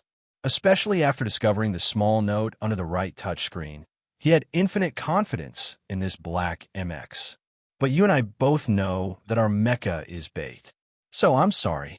I can't go full speed ahead. You will have to continue taking risks with me. The Federal Central Computer, which was that old thing, was connected directly to Su Li's brain. He could even know everything that was happening on this planet faster than the Federation's frontline command. Although he couldn't completely understand the entire battle situation on this planet, he could at least calculate some of the problems. At least we don't have to worry about anything now. He pointed at the map on the screen and explained to Jianxue, "We will arrive at the front line of Huangshanling Lonely Ridge in about 4 hours. In these 4 hours, we will be safe." Okay, Jianxue nodded. She was very obedient and didn't say anything. She didn't want to disturb his operation. Ever since she had received the military's request, this national girl knew that her frontline concert tour would definitely be a journey filled with unknown dangers. Right now, she was running with Su Lu alone on the road of escape.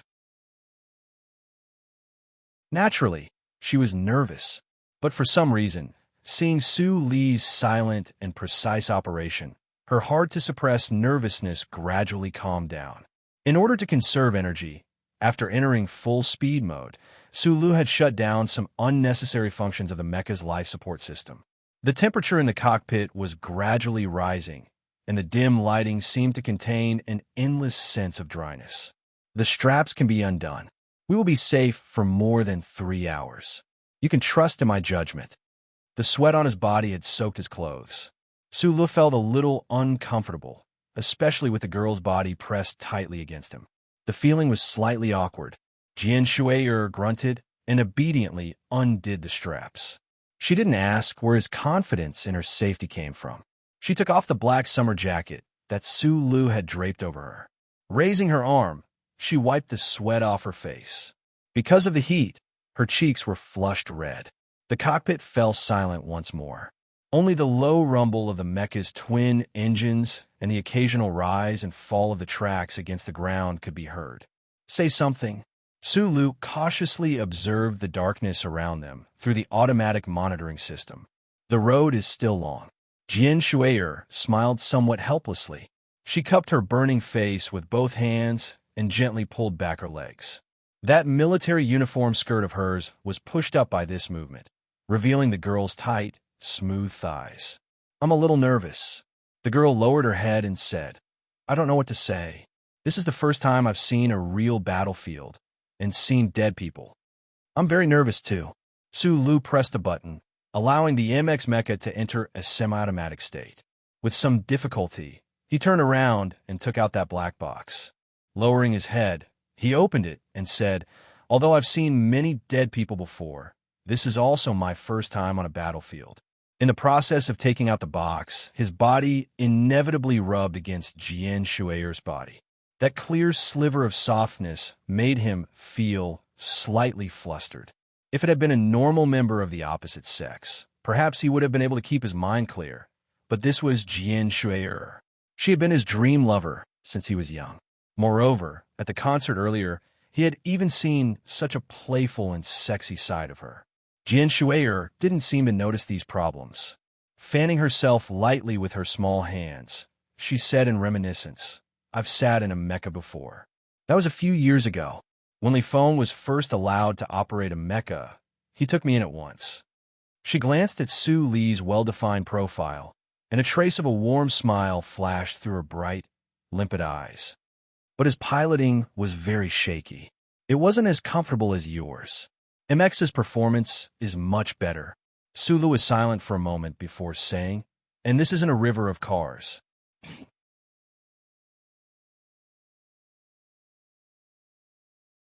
Chapter 413. The entire journey was silent. The beautiful girl leaned against his arm obediently.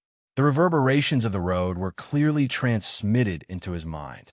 The straight road continued forward, but unfortunately, There were no lights, no compound-powered racing cars, only a lonely black Mecca. So this was not a sightseeing tour. There was no music playing in the silent cockpit, but the humming of the engine, the soft sound of the hydraulic system, and the low and clear vibration of the metal components were like a song with a strong, heavy metal style, lingering in the ears of the young man and woman. From the corner of his eye, Su Lu saw the faint disappointment on Jian Shue'er's beautiful face. He subconsciously lowered his voice and explained, "This is a military mission. You are only a civilian, but you are willing to take the risk to be the bait. You are already very brave." Jian Shue'er adjusted her sitting position and leaned against his shoulder shyly. After a moment of silence, she said softly, "I have a military position. I am studying in the Warship Command faculty of the First Academy." Sulu was slightly taken aback. He immediately remembered that quiet afternoon 2 years ago when this national girl seemed to have been doing a set of test papers filled with structural diagrams. Perhaps that was the entrance exam for the First Military Academy? The niece of the war, godly Pifu. Having studied in the First Military Academy, it was not surprising that she had a military identity. Since that was the case, it was only natural that she cooperated with the military. However, there was one question that had always puzzled him. Why did the Ministry of Defense let you be the bait? Why did the people of the Empire attack the South like crazy when they saw you appear on this planet? I once wondered if it was because that old man killed the previous emperor of the Empire. They have always wanted revenge, but could not find the opportunity, so they vented their anger on you. But even the Federation, not many people know about your relationship with Feiqing, and this matter does not make sense. Su Li's finger moved the micro button, and a crisp sound rang out in the cockpit of the mecha. Whether it was studying in the university or doing other things, he was always used to silently watching and digesting the information. He rarely asked questions in rapid succession like this. Jian Shue'er frowned slightly and moved her body with difficulty. Her face was full of confusion. "I don't know the reason, but since the Ministry of National Defense came up with this plan, I believe they must have their reasons." She turned her head to look at Su Li's side profile and asked, "I didn't ask you before we left. Actually, I also have a big question. According to the plan of the Ministry of Defense, we should be moving together with the mechanical division. Perhaps our speed will be slower, but if the Empire can really tear through the defense line, this mechanical division and your Group 7 can at least cover you for a period of time. Until the last moment when you can't hold on anymore, then you can send me to Luo Chio. Why did you go against the orders of the Ministry of Defense and take me away alone? You and I don't know where the military's confidence in this plan comes from, but since those big shots are so confident, I'm sure they'll come for you regardless of whether the Imperial Expeditionary Force can see through this trap or not." Su Lu said, "In that case, of course I won't go with the battalion. There will always be deaths in war, but it's always better to have fewer deaths." Jian Shue'er's long eyelashes fluttered slightly, and she was silent. After confirming the real reason behind Su Li's decision, the girl felt a faint sense of respect and admiration. For Su Lu, this was a very simple logical problem, but for many people, it was often inconceivable. The Federation fighter that was covering our escape was hit by the Empire. I don't know if the pilot had the chance to jump, but I think he's probably dead. Su Lu narrowed his eyes and looked at the enlarged electronic map on the screen. He said softly, "I've signed a contract with you on behalf of the Whitewater Company. I owe you a life. Your uncle's daughter. No matter how you look at it, I have the obligation to protect you with my life, but those Federation soldiers who don't know the inside story don't have such an obligation." "Understood." Jian Shue'er rubbed her slightly red cheeks, and her eyes lit up slightly. Looking at Su Li's side profile, she smiled sweetly and said, "Then I'll leave my safety to you." "You're welcome." A sincere smile appeared on Su Li's face, and he said, "Since the great war god has entrusted this mission to me without worry, he naturally believes that on planet 5460 tonight, only I can guarantee your safety." "I couldn't tell that you were such a confident person normally," murmured Jian Shue'er, gazing at him thoughtfully. "Everyone has their own area of expertise. For me, the MX Mecha is my world. As long as I sit in the mecha, I don't know why, but I feel confident to the point of even being a little arrogant, said Su Lu to the girl beside him as he listened to the ultrasonic waves in front of them through the monitoring equipment. This was his first time on a real battlefield, but whether it was the cruel and heroic scenes of the northern battlefields transmitted by the old thing or this long and dangerous journey, none of it could disturb his calm. There was no excitement or panic in his heart, only a natural sense of familiarity with the battlefield. Li Feng also said something similar. It seems that although the two of you are polar opposites in personality, you are very similar in some aspects. Jian Shui'er smiled sweetly. Her eyes narrowed in an extremely cute manner. She said, I know you designed the MX, so I'm very curious about what was written on that piece of paper. The paper is some correction parameters. Although there were hints in the system, that engineer who made the adjustments still habitually used paper to tell me these things. Su Lu thought of that genius girl far away on the Capitol Ring, and said with a smile, the MX Mecha we're sitting in has already had most of its long-range firepower systems removed, and the synchronization speed of the central control system has also been slightly adjusted. This is more suitable for me to perform. Her name is Shang Qiu, the first-level technical supervisor of Nutshell, one of the true designers of the MX. Jian Shui'er used her thin index finger to brush away the slightly wet purple strands of hair beside her face. Looking at Su Lu with a chuckle, she asked with a hint of innocence, Shang Qiu, what's your relationship with her? A pure relationship between a man and a woman? Su Lu also narrowed his eyes as he replied with a smile. Perhaps it was the smell of smoke on this planet, or perhaps it was the dry and hot air in the cockpit of the mecha, or perhaps it was the flames of war, death, and escape he had seen along the way, but this Donglin rock suddenly found a trace of his youthful playfulness. He even dared to make such a joke in front of the woman of his dreams. However, this kind of joke was not very interesting. Jian Shui'er rubbed her nose in boredom, but immediately after, because of a sudden collision between the tracks of the mecha and a protrusion on the road, she jumped up. She subconsciously let out a soft cry as she grabbed tightly onto Su Li's arm. Throughout the night, the black mecha ran silently in the night wind. The journey was peaceful, but this planet was already filled with the sorrow of death. The young man and woman in the mecha did not want to recall the Federation mecha that had crashed into the plains, did not want to think about how many people were dying at this time, so they could only force themselves to be calm and chat. However, the sorrow of death was ultimately the starting point of panic, and the woman's panic was the source of the man's pity. Don't be afraid. You really don't have to be afraid. I'm here. He once again forcefully repeated. Su Lu felt the delicate skin and soft body of the girl beside him, but there was no desire in his heart. Just like what Uncle had taught him in the past, a normal young man who had given most of his youth to his hands would find it difficult to be lustful whenever he saw a girl he truly liked. The black MX Mecha ran silently towards the northeast direction. When it was about to enter the mountainous area west of Luo Chio Spaceport, he suddenly pulled on the control stick, and the mecha instantly entered a static state. Looking at the latest battle situation and the detection results of this mountainous area sent by the Federal Central Computer in his left eye, Su Li's thick, knife-like eyebrows raised. His pupils shrank, and he said to Jian Shui'er beside him, "Tie yourself up tighter." Jian Shui'er was slightly stunned.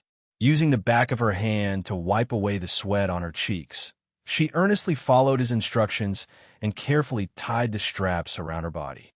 She used a lot of strength to tie the straps around her body. Through the dark military uniform and short skirt, the straps slightly sank into the girl's soft body. In this dangerous and tense moment, the seductive atmosphere in the cockpit became even more intense. Su Lu quickly took off his clothes, revealing his well-proportioned and strong naked body. Forcing himself not to look at Jian Shui'er's shocked expression, he shamelessly took out the simulation system from the box and silently started to install it. Although she was sure that the boy beside her wasn't a pervert who would take advantage of the situation, Jian Shui'er couldn't help but exclaim softly when she suddenly saw him naked. She covered her eyes with her hands tightly. Her cheeks, which were originally slightly red, were now as red as an apple in autumn, glowing red and glistening. It was unknown when, but the two pairs of hands that were covering their faces had revealed a sliver of space. Occasionally, a trace of curiosity could be seen, and their eyes were filled with curiosity. Sula didn't know that the nation's girl beside him was peeping. Only now did he remember the problem with the simulation system. He didn't have time to deal with it, so he was too embarrassed to turn around. "It's done," he said in a low voice. Enhanced mobile platform. Jian Shui'er stared in shock at the system on Su Li's body, covering her mouth in disbelief as she exclaimed. Her voice was very soft. Su Li was in the midst of his final preparations for the mecha battle, so he didn't hear her clearly. "If you can hold on, don't use the life support system helmet." Su Li narrowed his eyes at the display on the holographic screen and said in a serious tone, "Later on, the tumbling will be very bad. You might vomit, and it might clog up the helmet." Jian Shui'er put down the hand she had been using to cover her mouth and nodded blankly. Only then did the orders from the Federation Command Center ring out in the mecha. "Change of plan. Lieutenant Colonel Su Li. The charter has just confirmed that the Empire's Maple Forest Alliance's Moonwolf Group has broken through the defense line and infiltrated Chunggong Ridge. Command Center orders you to take Miss Jian Shui'er and immediately retreat to the southwest direction." Su Li was silent for a moment, then abnormally cut off the communication. Under Jian Shui'er's shocked gaze, he took a deep breath, his face slightly pale, and put on the helmet. In the vision of the helmet was the valley behind them. In the darkness of the night, the valley seemed abnormally quiet, but the faint sound of drums could be heard from behind the valley. War drums! It wasn't war drums. It was heavy mecha advancing at high speed. The high frequency of the alloy mecha and the rocky ground seemed to be beating on the hearts of the young man and woman. A black and green Empire mecha suddenly appeared at the mouth of the valley. The next moment, countless black and green Empire mechas surged out of the valley.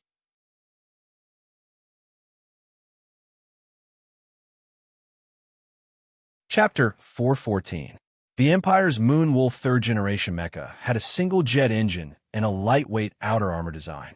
Whether it was in terms of quality or firepower, it was not as good as the Federation's standard M52 series mecha. The Empire's soldiers were brave and good at fighting. They could endure hardships and had amazing perseverance. In the design of the Moonwolf mecha, they tried their best to reduce the life support system while leaving most of the power output.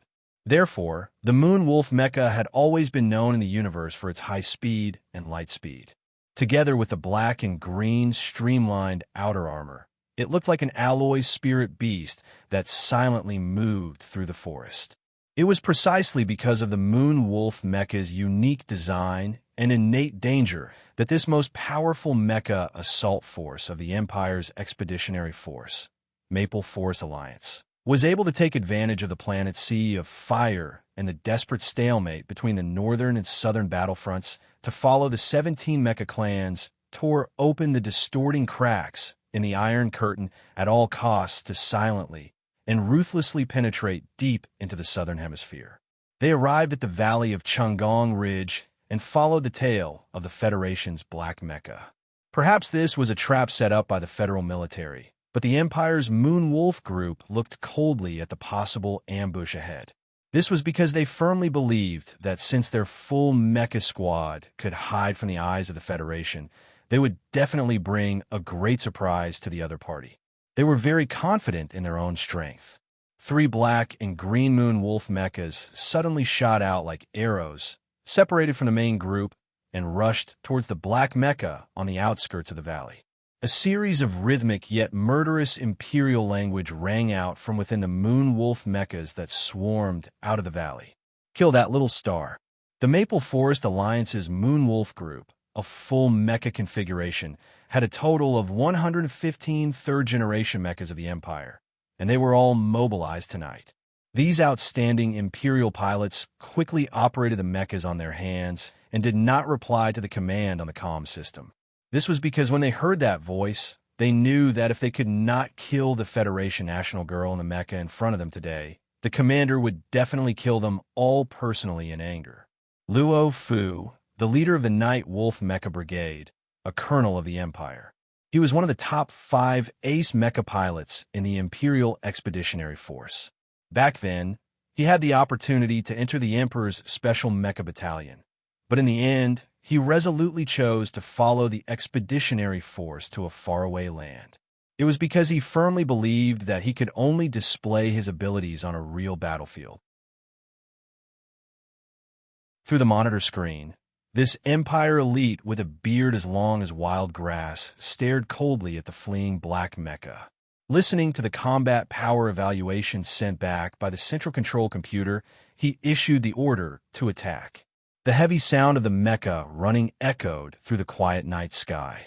Countless mecha gushed out from the mouth of the valley like a stream of greenish-black molten lava, vowing to bury the Federation mecha at the forefront.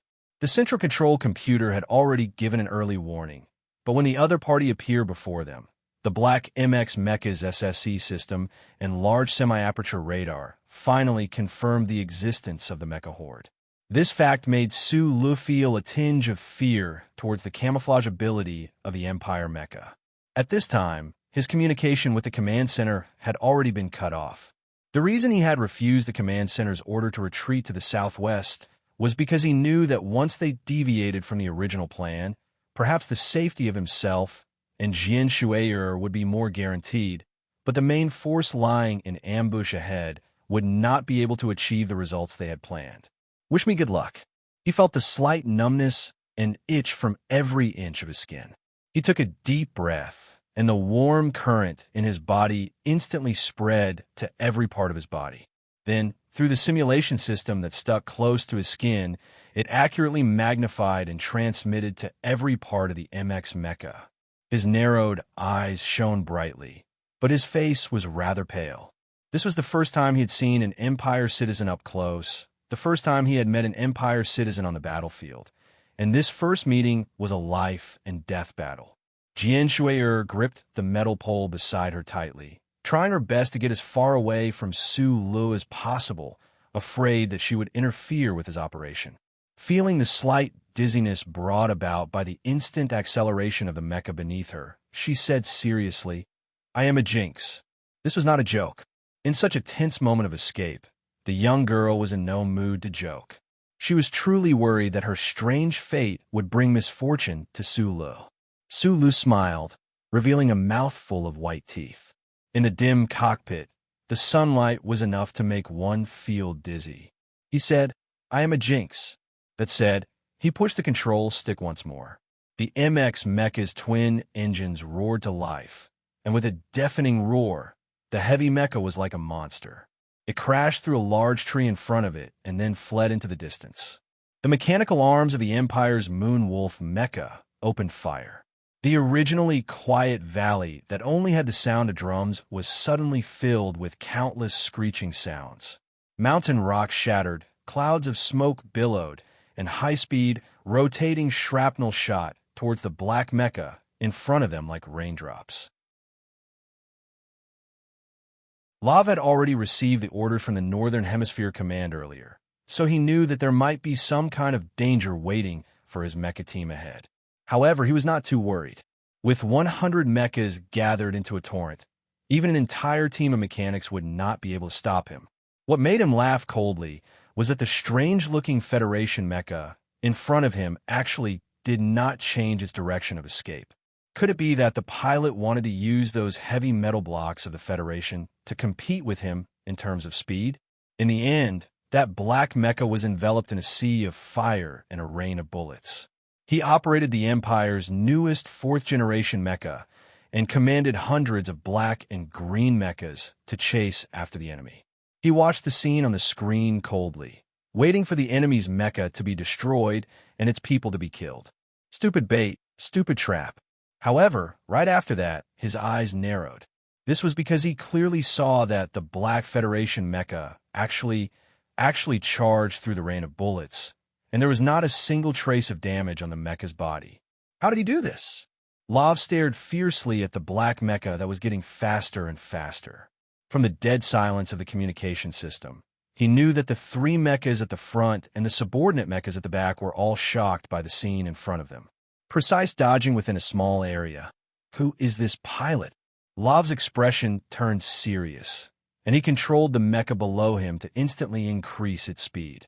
In an instant, it rushed out of the dense formation of mechas and rushed towards the black mecha at an extremely high speed. The mechas from the Imperial Moonwolf group were obviously shocked by the super dodging ability of the black mecha, but they did not slow down their speed, especially the three black and green mechas at the front. With the help of the auxiliary rocket engine, they suddenly shot forward and caught up to the back of the black MX. Looking at the Federation mecha that was just inches away from them, and thinking about how the pilot in this mecha was actually able to withstand the previous long-range attack without any damage, the three mechas simultaneously gave up on attacking with firepower and chose to engage in close combat instead. Decades of battlefield experience had already proven that in close combat, the Empire mechas that had the advantage of speed were more agile and had more destructive power, especially tonight when it was 3 against 1. The three black and green Moonwolf mechas stomped heavily on the soft ground, bringing along with them a large amount of black mud. Like three ferocious beasts, they charged forward in parallel, and the alloy blades on their mechanical arms shot out with a whoosh, ruthlessly stabbing towards the back of the black MX. All these actions were completed under the condition of absolute speed. Dodging the long-range attacks of mechas was not too difficult for the current Sulu. In reality, although the hundreds of mechas from the Empire were like a terrifying iron stream pouring out of the valley, his nervousness was still from his first experience on the battlefield and had nothing to do with cowardice. As the designer, he understood the performance of the black MX too well, and because of this understanding, he had endless confidence.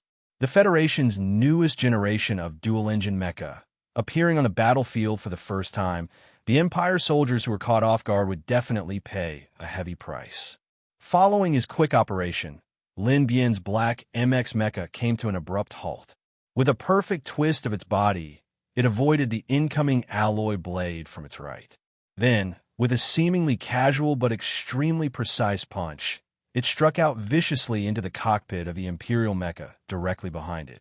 The heavy sound of metal hitting metal rang out, and it was abnormally unpleasant to the ears. Countless night birds in the forest, who were already suffering from insomnia due to the cannon fire in the distance, could no longer bear the heavy burden and flew into the sky, battered and exhausted. That ferocious Imperial mecha did not even have the slightest chance of defending itself against this simple close-range attack of the black MX mecha. The cockpit of the mecha was miserably deformed, sparks flying everywhere as green smoke rose. Amidst the green smoke, the mecha fell powerlessly to its knees on the ground, accompanied by the unpleasant sound of components breaking apart. With one hit, the black MX, in a posture that defied common sense, used its heavy mechanical legs to push off the ground and flew backwards. In midair, the huge body of the mecha actually forcefully turned around again. The black MX landed on the ground with both feet, but it did not make any adjustments. It completely ignored the two Empire mechas on the side, and with a roar, it once again fled forward. A simple turn, a close-range attack, and it destroyed a Night Wolf third-generation mecha. Lav, who was rushing over at high speed, saw this unbelievable scene, and his face turned extremely pale. As an ace pilot, he quickly deduced that the reason for this shocking result was because the Empire mecha could not react at all in front of the black mecha's high-speed movements. What kind of hand speed was required to execute such a high frequency of mecha movements? Lav did not believe that in this universe, there was anyone who could achieve such a hand speed, unless the pilot in the black mecha was the pride of the Empire, the little princess, or the military god of the Federation. Although in the intelligence of the Empire military, there was a lieutenant colonel of the Federation at the Bermuda Mineral Star who seemed to be able to achieve such a level, he did not believe it all. He only thought that it was a disguise made by the military to cover up their own incompetence. Lav's eyes were like a wolf's, and he stared fiercely at the black mecha in front of him that was moving faster and faster. It was obvious that whether it was the pride of the Empire or the glory of the Federation, neither would appear on this planet at this time. So, there was only one explanation. The power output and instantaneous explosive speed of this Black Federation mecha had completely suppressed the third-generation mecha of the Empire. Could it be the rumored MX?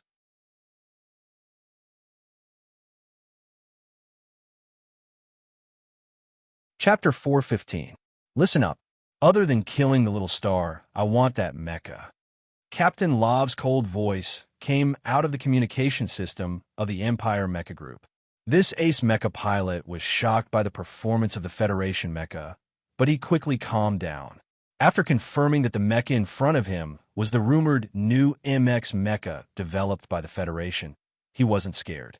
Instead, he had a strong desire to capture that powerful mecha. He had more than 100 third-generation mechas from the Empire. More importantly, although the performance of the mecha was important, the piloting ability of the pilot was still the most important factor. The Northern Hemisphere Command had long warned him that the opponent might be a new MX mecha, but he had not paid much attention to it. It was only until that moment earlier, when he had witnessed the terrifying performance of that black mecha in its simple and effortless manner, that he had truly thought of capturing the other for the Empire's research. Lav's piloting and hand speed had already surpassed level 4. Now he was standing on the threshold of level 5. He was very confident. The corners of his lips curled up in a cruel sneer, and the speed at which his hands operated suddenly increased. The speed of a new Gen 4 mecha which he had been suppressing all this time increased rapidly, turning into a cloud of dust that could devour people as it raced towards the front of the formation. The black MX mecha in front and the intimidating group of Empire mecha chasing behind didn't use long-range heat source weapons. They were chasing and escaping silently. The sound of the mecha running in the valley and in the wilderness was very clear. The entire night started to tremble. A chilling atmosphere was created. The black and green mecha of the Empire sprinted at high speed, kicking up countless streams of dust in their wake. It was an exceptionally spectacular sight. Meanwhile, that black mecha of the Federation, MX, was sprinting silently half a kilometer away. The current scene was like a group of grassland wolves that had smelled blood and suddenly discovered a lone lion. They were unwilling to give up, and they all wanted to rush forward and bite the lion fiercely once, twice, until the lion was torn into thousands of pieces of bloody flesh. In the midst of this pack of savage grassland wolves, there was a black-green mecha of a slightly different shape that appeared larger and more ferocious. Its speed was clearly much faster than the Imperial mecha beside it. In just a few breaths, it had already broken through from the midsection of the mecha pack to the very front. Using the SSC capture system, Sulu easily identified the unique Empire mecha in the field of vision of the helmet. According to the data provided by the Department of Defense, this should be the 4th-generation mecha that the Empire had just successfully developed 7 years ago. The speed and piloting of the 4th-generation mecha made him squint his eyes. He felt a slight pressure. The person in the 4th-generation mecha was a master. Are you a little dizzy? Being chased by more than 100 Empire mechas, Su Li's simple and precise hand controls brushed past like the wind, not slowing down in the slightest. Suddenly, he opened his mouth and asked a completely unrelated question. The nation's maiden lowered her head weakly, her right hand covering her slightly exposed breasts. She wasn't worried that Su Lu would see anything, but she felt a little stuffy in her chest. Previously, the black MX mech suddenly swept backward, twisted its body, and threw a punch. These seemingly simple actions were all carried out at an extremely high speed. The pilot in the cockpit had to bear an extremely large load. Due to the gravitational pull, the load was even greater than that of the space fighter pilot. Su Li's body was like a well-polished machine. Naturally, there were no adverse reactions. However, Jian Shi-er, who sat beside him, suffered quite a bit. If she hadn't been tied tightly to the cockpit, she would probably have been seriously injured. Find something to do and distract yourself. That should be better. Sula looked at the Empire mecha moving faster and faster in his field of vision, as well as the cloud of mecha behind it. Although he knew that the opponent would not be able to catch up to him, he still felt some trepidation in his heart. In a slightly hoarse voice, he said, "Look at this red button. Later, when I tell you to press it hard." Jianshui looked at the red button his right hand was pointing at and guessed that this must be some key control of the MX mecha. She raised her head to look at the man beside her and asked in surprise, "You want me to press it?" "I'm afraid you'll get airsick," explained Sulu seriously. Jianshui laughed bitterly. She really didn't know what this man's nerves were made of. In such a tense situation, he actually had the mood to joke around. Strength-determined attitude. The black MX mecha had not entered overclocking mode, but still maintained a high enough speed. Although the cloud of Imperial mecha behind, it was continuously closing the distance between them and the black mecha with their light weight and high speed advantage. They were still more than 200 meters away. Follow him. Don't use your jet acceleration for now. I really want to see where this mecha wants to lead us to. Luo Fu stared coldly at the Federation's mecha in front of him. He was alarmed. The Empire had always had the advantage in terms of speed in mecha battles. However, in tonight's pursuit, this advantage was almost gone. The fourth-generation mecha he was operating had already rushed to the front of the group, only about 100 meters away from the black mecha. However, he did not use any long-range attacks for the time being. The mecha horde ran madly, the earth trembling and dust filling the air, but they were still unable to catch up to that damned black mecha in front. In this spectacular yet silent chase in the wilderness, apart from the stunning punch at the very beginning, not a single cannon or bullet was fired. It was just silence. However, who would have thought that the black MX in front of them was under so much pressure and what kind of danger it was taking? Amidst the silence, the pressure, and the scent of danger within the 200-meter distance that made Sulu so relaxed and enraged the Imperial mecha horde so crazily, the black MX and the cloud of Imperial mecha behind it ran out of the plains, one in front and one behind. Away from the valley, past the forest, across the Black Plains, a mountain range could be vaguely seen at the end of the road. It was impossible to see the yellowish color of the mountain range in the darkness of the night, but through the precise positioning of the charter computer in his mind and the electronic map on board, Sulu easily determined that the line between Yellow Mountain Ridge and Lonely Mountain Ridge was just ahead. According to the Ministry of Defense's plan, the Federation's ambush force should be here. His eyes narrowed behind his helmet. With a light flick of his right hand, he reconnected with the Federation's command center. In a low voice, he said, "I have already entered the Yellow Mountain Ridge line. More than 100 third-generation Imperial mecha are 100 meters behind me. Please accept." In the Southern Hemisphere's Federal Army Command Center Hall, the officers who had become abnormally silent and oppressed due to the MX mecha's automatic disconnection instantly let out a collective sigh of relief when they heard this long-awaited voice. In reality, through the remnants of the glory of the Charter in the Southern Hemisphere, hundreds of officers in the command center had been watching that spectacular escape on the ground. However, it was very difficult for them to grasp the specific situation around that black mecha. The Federation's third-highest commander, General Nelson, frowned slightly and said, "Notify Commander Shaoqing." Then he turned around and said calmly, "That Empire's satellite in the sky can be shot down now." The Empire had 3 autonomous orbit-changing satellites invading the Southern Hemisphere space. Previously, the federal military had already shot down 2 of them, but they had purposely left one behind. The sinister intent behind this was very clear. The Federation Command Center did not want the Empire to chase after the bait only to lose it in the end. At this time, since the Black Mecha had already lured the Empire's ambush team into the encirclement, what was the point of leaving this orbit-changing satellite? General Nelson's expression was relaxed, but his heart was not. The Federation's third defense line was still enduring the crazy and bloody continuous attacks of the Empire's armored forces.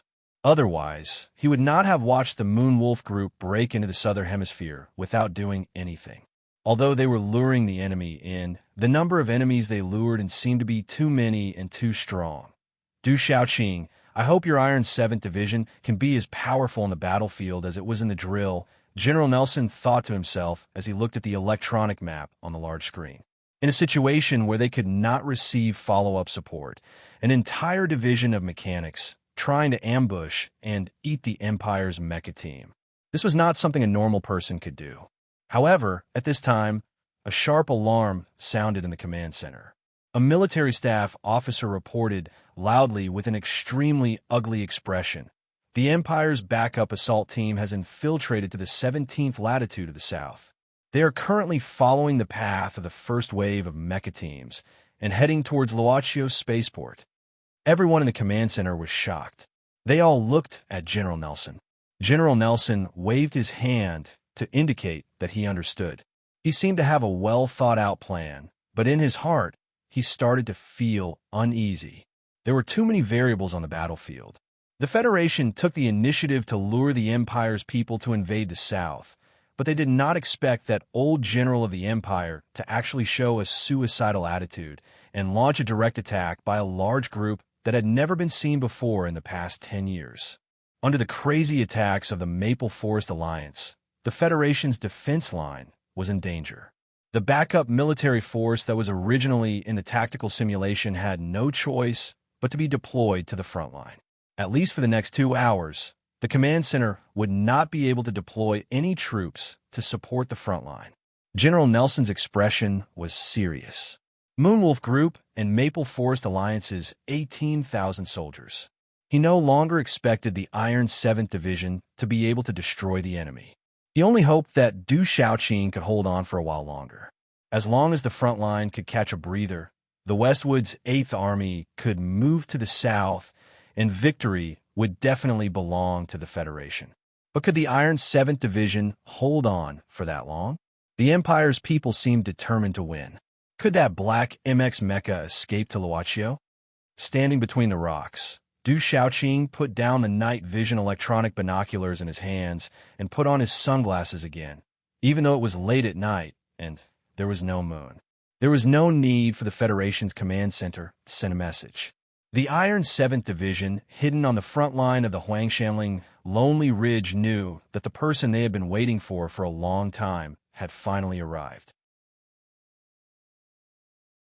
Smoke and dust had already risen from the flat field on the left side of the mountain range. In the night, a black MX mecha silently turned into a stream of light and passed through the difficult mountain path below the Iron 7th Division's ambush position. Not far behind him were the 10 mechas closest to the Empire's mecha group. "Get ready," Shimin-Jin said to the electronics officer beside him in a low voice. Du Shaoqing took off his sunglasses and coldly glanced at the Black Federation mecha that passed by at high speed. Then he glanced at the Empire's mecha group that seemed to be moving behind him and said, "Don't panic. Yes, there's still one more chapter. I'll work hard today and should be able to finish it around 11 p.m.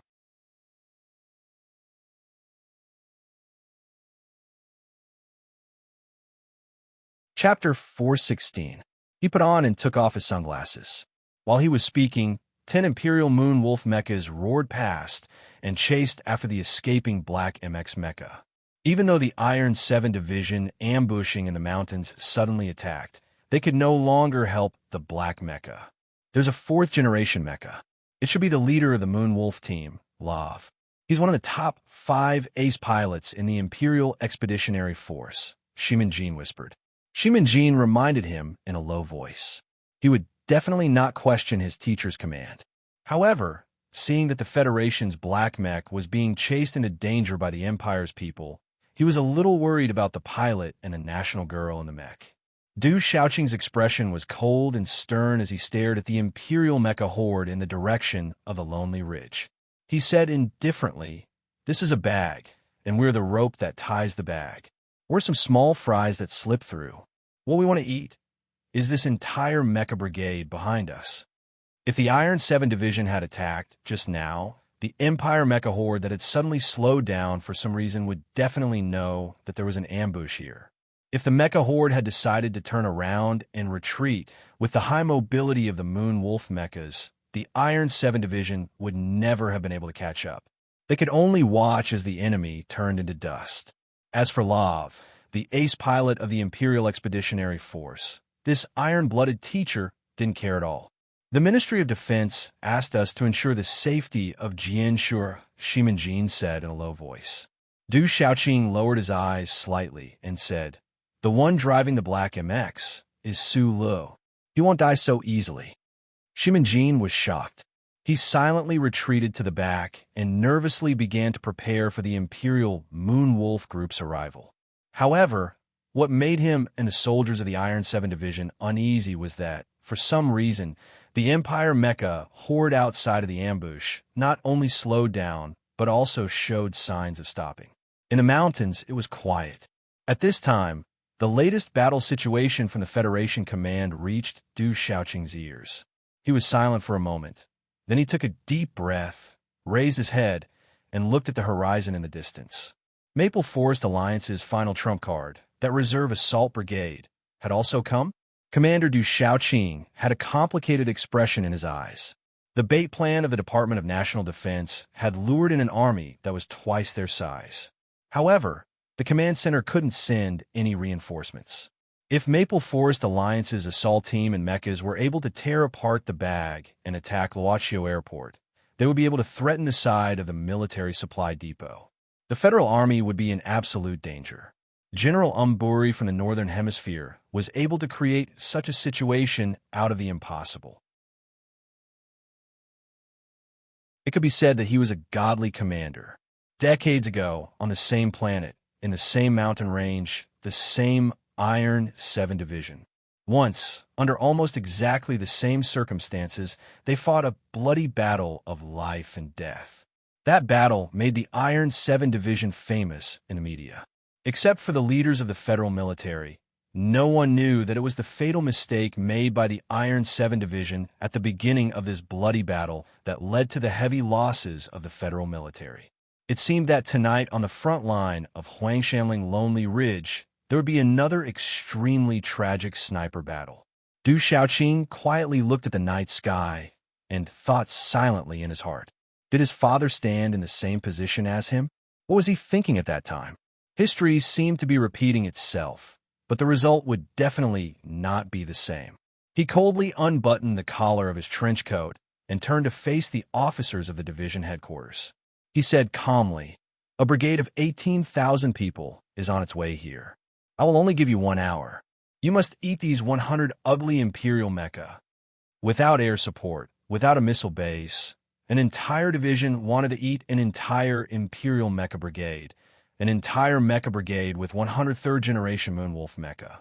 Whether it was in the military academy's teaching materials or in a real battle, this had never happened before because this was something that was impossible in the first place. However, after the senior officers of the Iron 7 Division heard their division commander's words, they only nodded firmly in silence. This was the first battle after the Iron 7 Division returned to the front line. They must win. Shimanjin stood behind her division commander, who was looking at the electronic map for the last time. Looking at her division commander's slightly trembling body, she suddenly felt a little sour in her heart. She said in a low voice, "The Imperial Mecha Group is obviously waiting for reinforcements from the brigade at the rear. What if they still refuse to come in after 10 minutes? Should we move forward with Operation Lightning?" "No need." Du Xiaoqing raised his head and took the hot towel from the orderly. He wiped his face in the darkness of the valley and said, "The Imperial soldiers are brave and impulsive. If we kill their leader, they will naturally go crazy." Shimanjin was stunned. She thought that the commander of the Moonwolf Group, Luo Fu, had already chased after Su Lu. How could they kill him if they stayed in the mountains? Let the battlefield communication system scan a radius of 50 meters. I want to talk to that Black MX.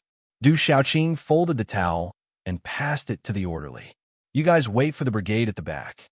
Commander Luo Fu left the mecha group and led the 9 most outstanding third-generation mechas under his command to chase after Ling Lan. Before he chased after Ling Lan, he gave an important order to the entire mecha brigade through the communication system. The ambush at the front line of the Yellow Mountain was not the most important part of the war. However, it was the most important part. The headquarters of the Maple Forest Alliance in the Northern Hemisphere had long confirmed the possible locations of the Federation's ambush. They had even accurately calculated the ambush forces that the Federation could mobilize at this time by analyzing the takeoff and landing frequency and the garbage volume of the 2 major airports in the Southern Hemisphere in the recent months. It's just one division. A disdainful sneer appeared on Lav's face. He was sure that the Federation commander hiding in the mountains wouldn't dare to expose himself just because of these 10 mechas.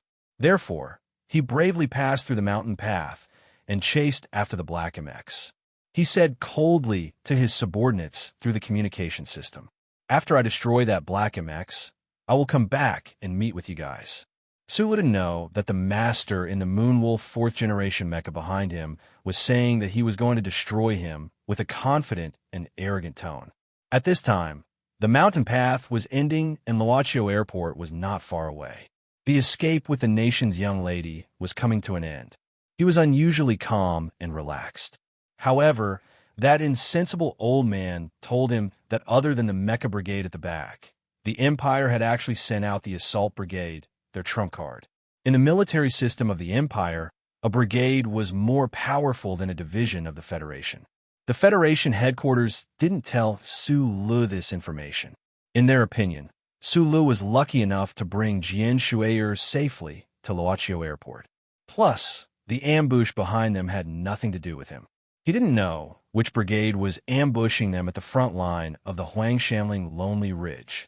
However, from the old bastard's prediction, this brigade would definitely be in a terrible situation. At this moment, the military channel of the MX mecha rang. Sulu was very familiar with the voice, but he didn't like it. "I'm Du Xiaoqing. I'm one of the 10 mechas chasing after you. The one in the 4th-generation mecha should be the brigade leader, Luo Fu." "Sulu, kill him." Su Li's eyes narrowed in shock. Only now did he know that the ambush was actually carried out by the Iron 7th Division. In the channel, that Iron Face commander's voice was as cold and direct as it was a few months ago. It sounded extremely rude, but he knew this person very well. This time, the other didn't use his military position to order him around. This was already very different. He only needed half a second to think. He narrowed his eyes, opened the universal channel, and said a single word. "Okay." In one of Master Schiller's plays, there was a mentally handicapped person who loved to run.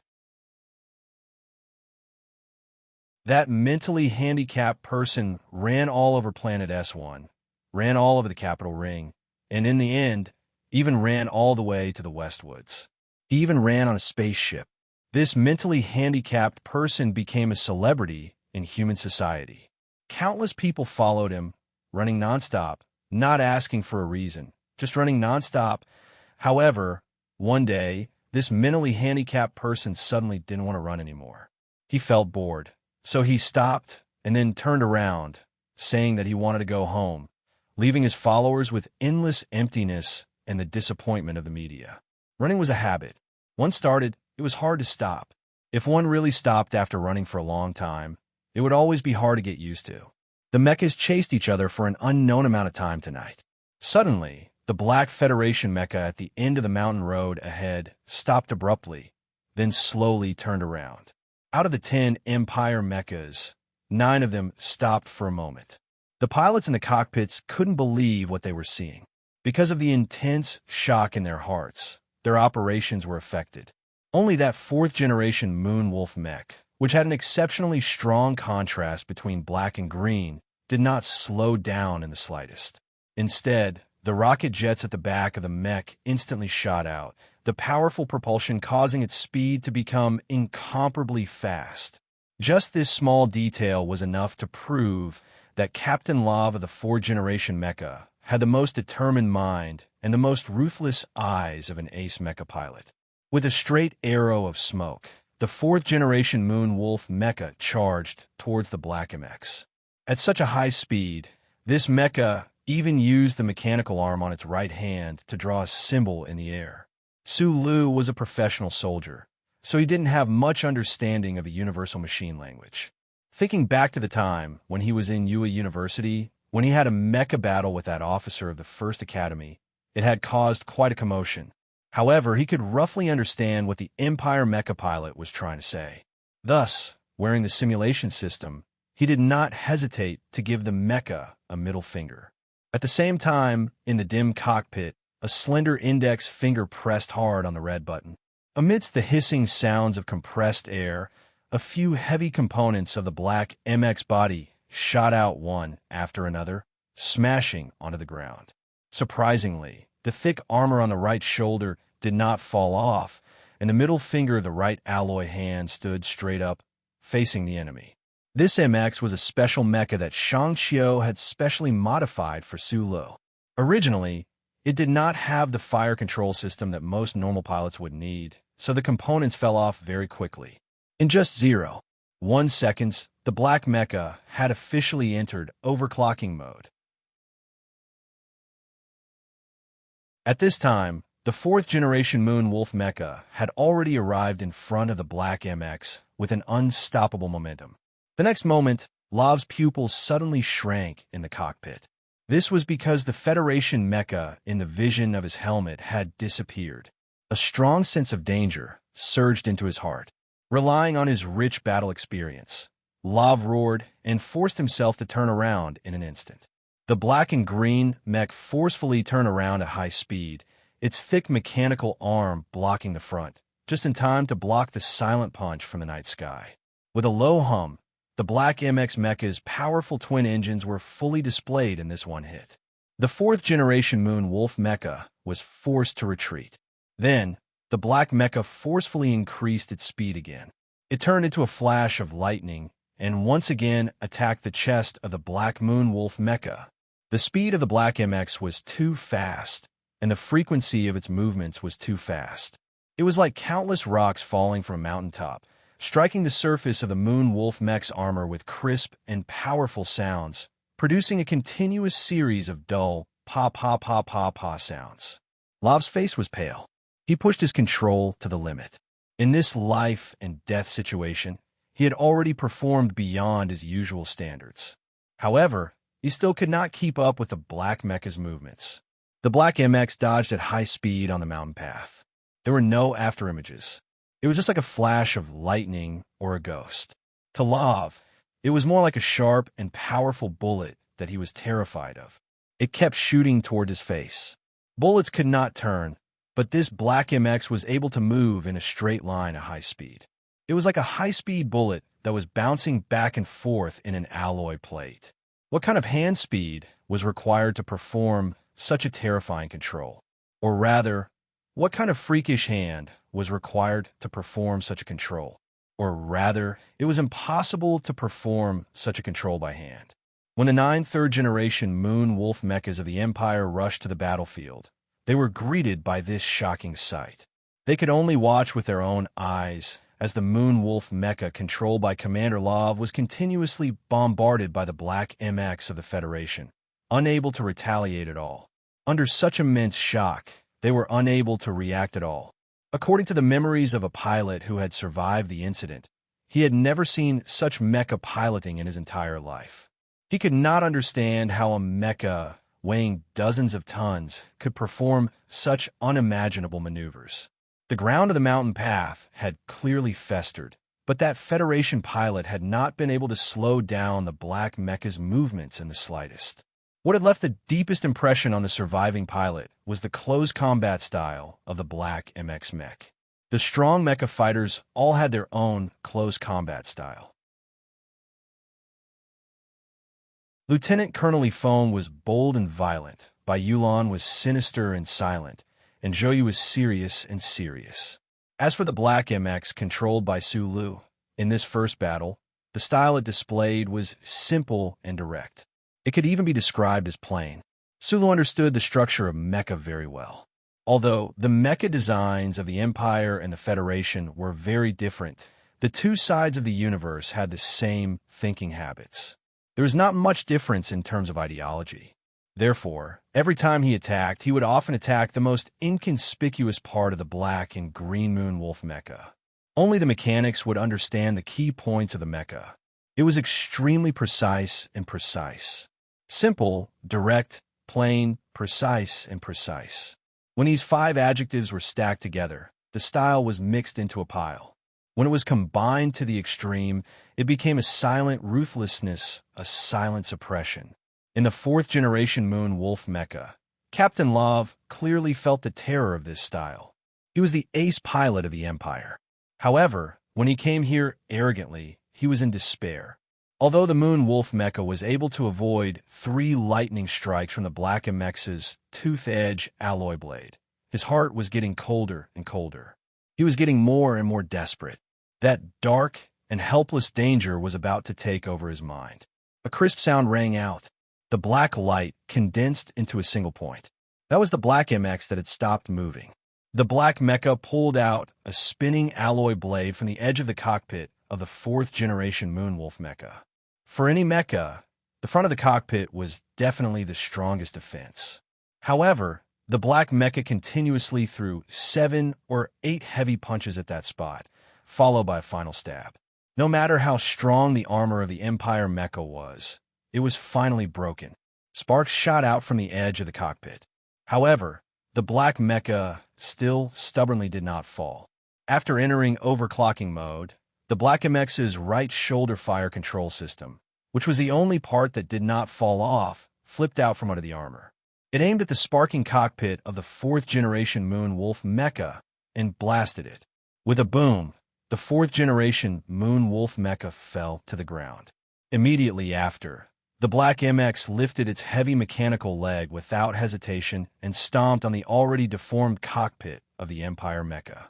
Green smoke billowed and blood flowed out. 4 seconds. From a moment the two mecha came into contact to the end of everything, only 4 seconds had passed. The other 9 Empire mecha did not have the time to react, nor did they have the ability to participate in this terrifying mecha battle. They stared at the Black mecha that was turning around, and at the burning Moon Wolf mecha beneath its feet. They stood frozen on the mountain path in shock. In the dim cockpit of the Black MX mecha, Jian Shuang'er's eyes were tightly shut, her long eyelashes fluttering nonstop. Due to the high frequency of the mecha battle, the young girl's face was pale from the concussion. Her brain was in a daze, and she could not speak at all. However, she vaguely knew that she was still alive, while the Empire mecha was dead. Sulu took off his helmet. Large amounts of sweat flowed down his forehead, following the smooth simulation system and flowing down to the water level of the cockpit. His face was pale, and a trace of complex emotions appeared in his slightly narrowed eyes. He did not immediately attack the 9th third-generation Empire mecha. This was because he was currently very weak, very tired, and even very hungry. Although the previous mecha battle had only taken 4 seconds, who knew how many controls he had done in those 4 seconds? Through the simulation system, the joystick, and the touchscreen, he had used 3 complex methods to control the Black MX. That was how he had gained the absolute advantage in front of the Empire Ace mecha pilot. However, after the battle, he had used up too much of his stamina and energy. Opening the universal channel, Su Lu wiped the sweat from his lips and beard. Panting, he spoke to the Iron 7th Division and Du Shaoqing, who were ambushing him in the mountains. Already killed.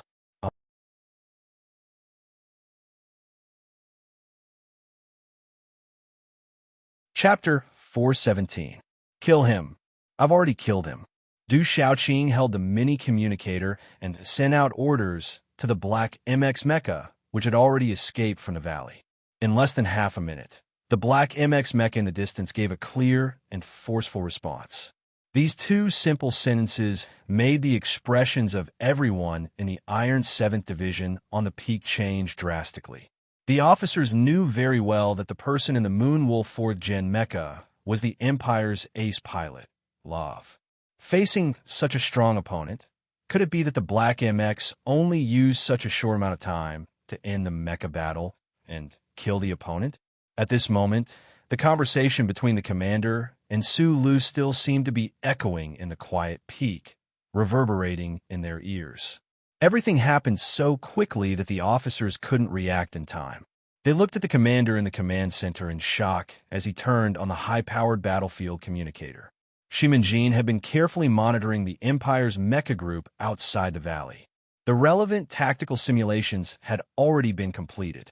All the combat units under the command of the division knew the tactical details of this ambush by heart.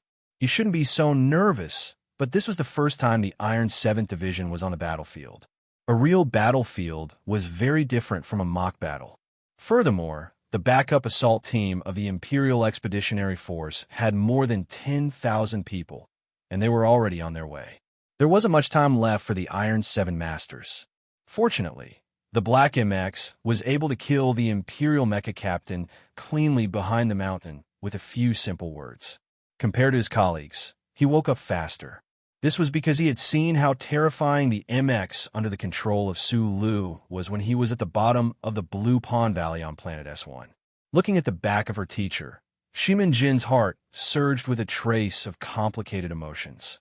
This kind of emotion was not because Su Lu had killed the Empire's ace mech pilot in seconds, but because of the extremely concise conversation between her teacher and Su Lu, from the commander to the most common soldier in the Iron 7th Division. No one like the young lieutenant colonel who had joined the army halfway. Su Lu believed that he didn't have a good impression of the Iron 7th Division either. However, Du Shaoqing did not even give it a second thought before handing over the crucial task of luring the Empire's mecha fleet into the valley to the other party. Su Lu didn't even think about it before agreeing to it and completing it in an extremely efficient manner. What did this mean? This represented absolute trust and confidence. Division Commander Shaoqing had absolute confidence in Su Li's abilities, and Su Lu also had absolute confidence in Du Shaoqing's military judgment. Furthermore, he believed that a model soldier like Du Shaoqing would never harm his comrades on the battlefield. That was why he did not hesitate to turn around and take a huge risk to kill a person for the Iron 7th Division. This kind of trust did not happen between brothers who had gone through life and death together. It happened between two people who were natural opposites and had a deep hatred for each other. The meaning behind this was very moving. Du Shaoqing did not care about what his subordinates were thinking. He waved his hand with a cold expression on his face and signaled the troops to start preparing. Then he connected to the battlefield high-power communication system and said into the sound receiver, "Love is dead." He spoke the Empire language, a very standard Empire language. Since a long time ago, the entire Iron 7th Division had started training in this area because they knew that one day they would have to go to the front line and deal with the Empire people face to face. In the division headquarters, Du Shaoqing's voice was calm and deep. However, in the next moment, a loud voice suddenly rang out from the countless mountains and valleys along the Huangshanling Lonely Ridge. Love is dead.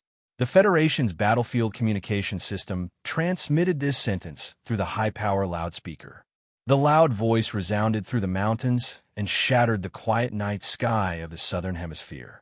It was clearly transmitted to the Imperial Moonwolf group that was on alert and waiting for reinforcements at the edge of the valley. Almost at the same time, in the dark valley, following Du Shaoqing's cold voice, countless bright light beams lit up. In the crevices of the mountains and in the rock formations, the high-brightness searchlights that the Iron 7th Division had set up in advance instantly lit up the entire sky and the valley. The dark yellow rock surface of the mountain finally showed its true color under the bright light. The Imperial Moonwolf group outside the valley was illuminated by the bright light and couldn't hide. On the gentle slope of the valley, the Federal military's mountain grenade launchers also took off their disguise. Countless composite armored vehicles and armed infantry of the Federation revealed themselves and aimed at the hundreds of third-generation Moonwolf mechas from the Empire. The airstrike force of the Empire and the Federation was on the third line of defense in the Southern Hemisphere right now. They were chasing each other at high speed like streams of light, providing support for the extremely cruel, offensive, and defensive bloody battle on the ground. There was no way for them to provide support. Therefore, the Iron 7th Division actually gave up on the usual flares and chose to use searchlights to illuminate the sky and the ground at the same time. The iron-blooded commander of the Iron 7th Division gave up on the ambush at the last moment of the battle without hesitation. He chose to annihilate the enemy head-on. It was just a matter of whether the Empire people dared to come. Because of the searchlights, this valley became a bright concert stage, just like the concert called Victory a few hours ago. There was no countdown, no yelling orders, only silence. The bright searchlights lit up countless mountain peaks. Countless armored vehicles and soldiers of the Federation appeared in the valley. Then, countless cannons roared and fired at the Empire mechas outside the valley. The lights were very bright, but it wasn't unbearable. The appearance of the Federation's ambush in the valley ahead was already within the Empire's tactical calculations. Therefore, even though the Empire soldiers saw the dense crowd of armored vehicles and soldiers of the Federation charging over, they were still able to maintain their calm. Even under the whistling and sharp barrage of cannons, they were confident that their high-speed mechas would be able to avoid most of the damage. What really made the Empire soldiers shiver was the voice at the beginning, that sentence. They didn't know that the person who spoke was the commander of the Federation's Iron 7th Division, Du Shaoqing, but because of the content of that sentence, they felt extremely cold. Is the commander dead? Colonel Lav's domineering and rough voice didn't ring in the communication system of the Empire mechas. All the Empire officers, including the 3 squadron leaders, felt an extremely dangerous omen in their hearts. They knew that the Federation wasn't lying. At this time, the first wave of cannons from the Iron 7th Division had already arrived. Scatter and evade. The first squadron leader of the Moonwolf group ordered in a deep voice. 104 green-black Moonwolf mecha, with a whoosh, followed the forest outside the valley and began to perform high-speed evasive maneuvers. Even though they were shocked to the point of disbelief by the extremely terrifying news, these Empire pilots still calmly and precisely completed each of their maneuvers, dispersing with extreme speed towards the wild forest behind the valley. The movements of the Empire's mechas were so clean and precise. It felt like a balloon filled with many glass beads that suddenly exploded. All the glass beads inside the balloon sputtered everywhere.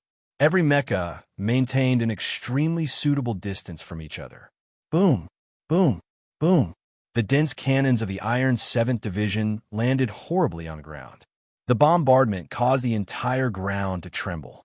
Tons of soil were blown up and scattered. Trees were burned and fell. Giant rocks were shattered. However, the Empire's mechas used their high mobility to avoid most of the direct damage. The mechas in black and green quickly left the dense cannons and hid behind the mountains and giant trees. Using these natural shelters, they blocked the first wave of cannons from the Federation. Right now, there were 2 paths in front of the Moonwolf group.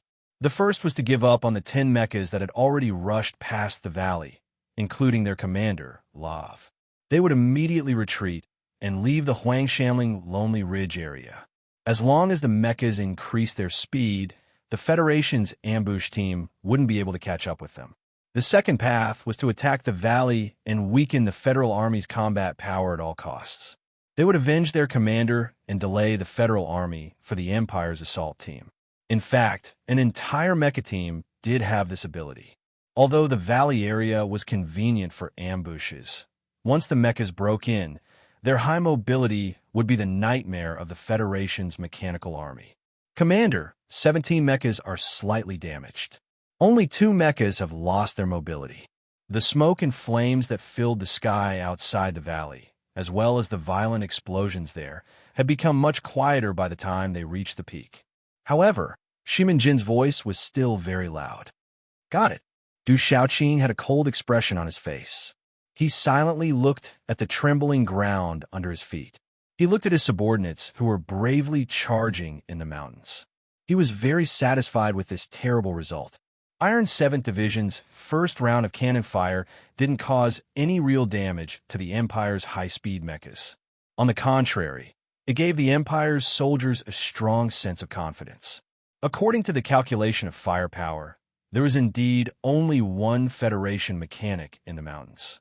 How could a division be able to stop their Iron Stream charge? Between the two completely opposite paths, the Moonwolf group chose the latter without hesitation. The shock and pain caused by Commander Lav's death turned into courage and bravery. 100 black and green mechas instantly broke through the thick fog of gunpowder and charged into the valley. The Iron Stream charge rushed in, stirring up a frenzied cloud of dust. The collective charge of the heavy mechas looked so unstoppable that even the mountains under the searchlights started to tremble. High mobility, powerful firepower, and a mecha design that was extremely suitable for mountainous warfare turned the Moonwolf group into a ferocious mountain-splitting axe. They viciously chopped down on the encirclement of Iron 7th Division. Countless dull sounds of metal clashing rang out in the valley. The sound of bullets and cannons shook the sky. The Empire's mechas were like countless black shadows, moving freely in the front line of Iron 7th Division. They were ferocious and incomparably sharp. In an instant, they continuously charged forward a distance of 700 meters. In front of this kind of Iron Stream charge, the slow tanks and armed infantry couldn't react at all. In the process of charging forward, the Moonwolf group's advantage in speed was displayed to the extreme. Find their M52S. Closely monitor the activation frequency of the anti-mecha mine array.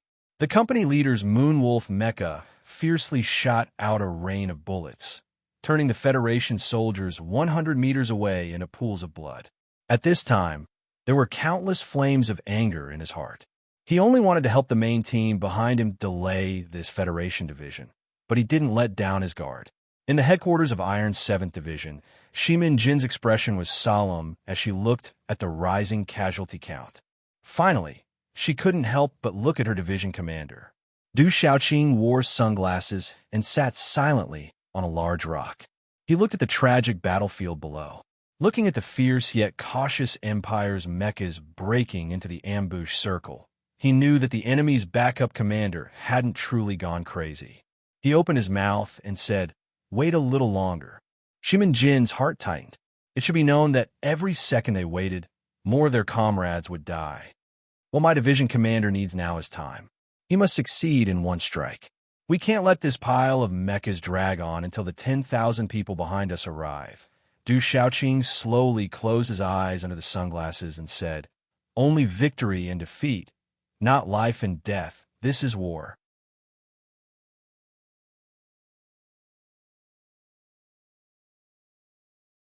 Chapter 418. The tongues of flame that shot out from the front of the mechanical arms of the black and green mecha were actually high-speed and sharp bullets. They hit the cliffs of the valley and splashed out countless fragments. 3 Federation soldiers hiding behind the hidden fortifications were hit and fell to the ground.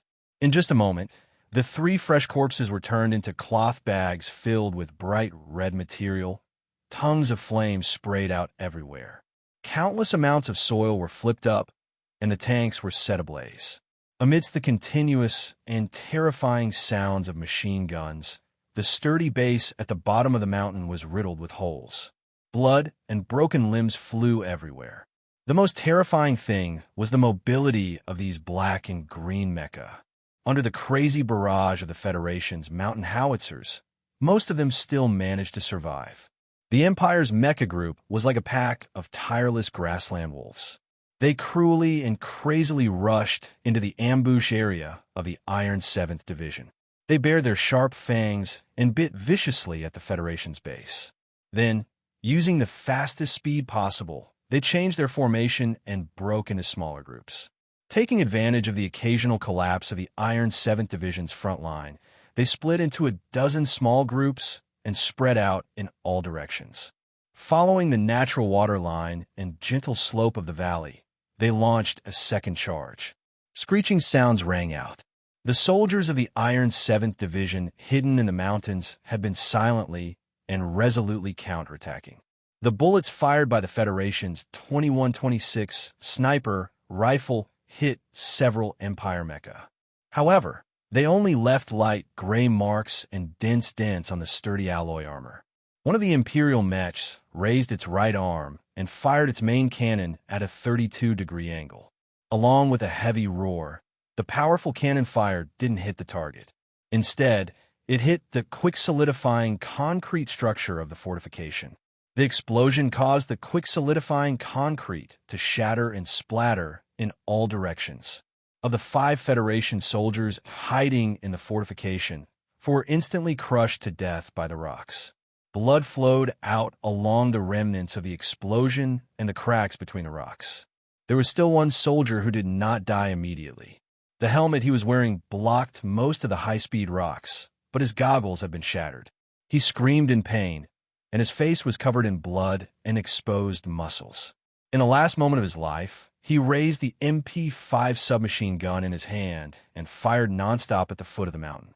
Both of his eyes were blinded, and blood was flowing down his face. The submachine gun in his hands was shooting out flames, but it was aimless. He couldn't hit the black-green mecha in front of him at all. The next moment, he missed a step and fell down the cliff. The Empire's black and green mecha coldly watched this scene. Without any hesitation, it continued to charge forward along the gentle slope.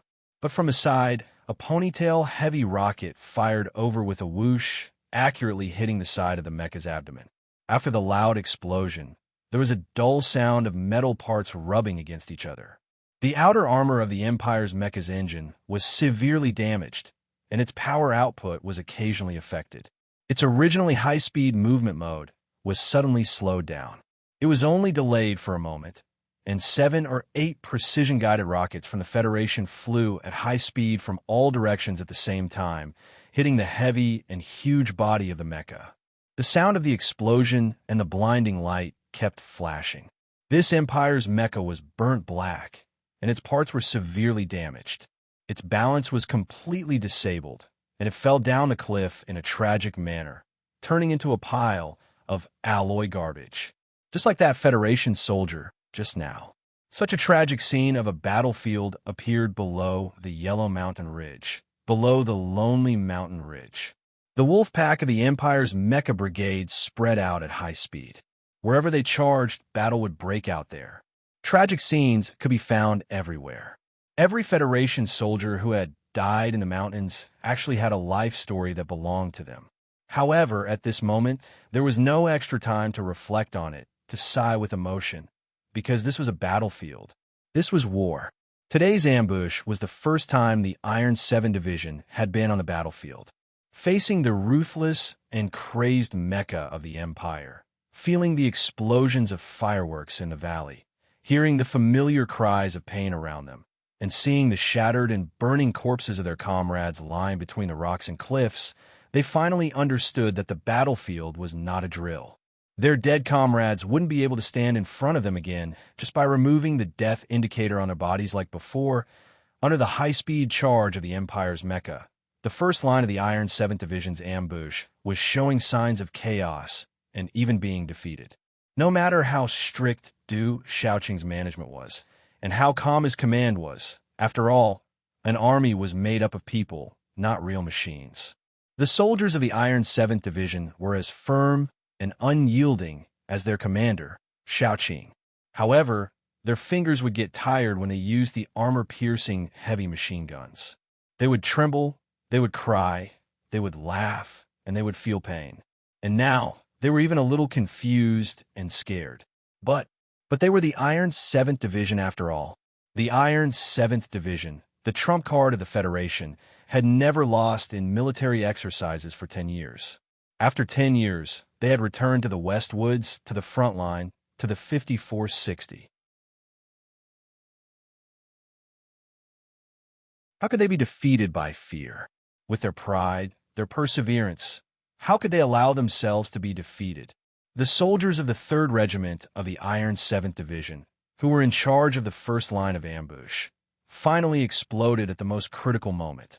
They stood up from the cliff, wiped the ash off their faces, endured the pain from their wounds, and ignored the high-speed Empire's mecha charging towards them. Using the corpses of their comrades who had died under the Empire's alloy blades as motivation, they roared and launched their counterattack. The bravery of the soldiers of the Iron 7th Division wasn't enough to change the situation on the battlefield. An Imperial mech squad originally had the ability to fight head-on with an entire Federation division. Plus, this was an ambush battle in the middle of a mountain range. The high mobility of the Imperial mech squad gave them a natural advantage. In fact, if the Federation's Ministry of Defense didn't misjudge the type of Imperial armies that were attacking them, then the Iron 7th Division's choice of location for the ambush would definitely have a deeper meaning. The fierce battle quickly spread out from the entrance of the mountain valley in all directions. In order to avoid the coverage of the Federation's mountain grenades, the Empire's mecha squad had to spread out in all directions. They also had the ability to complete this kind of spread-out battle. Looking at the red smoke under Silent Hill in the distance, Shimin-Jin put down her electronic binoculars. Her mood was very bad. One of the Empire's mecha squad had already rushed past the anti-mecha mine formation.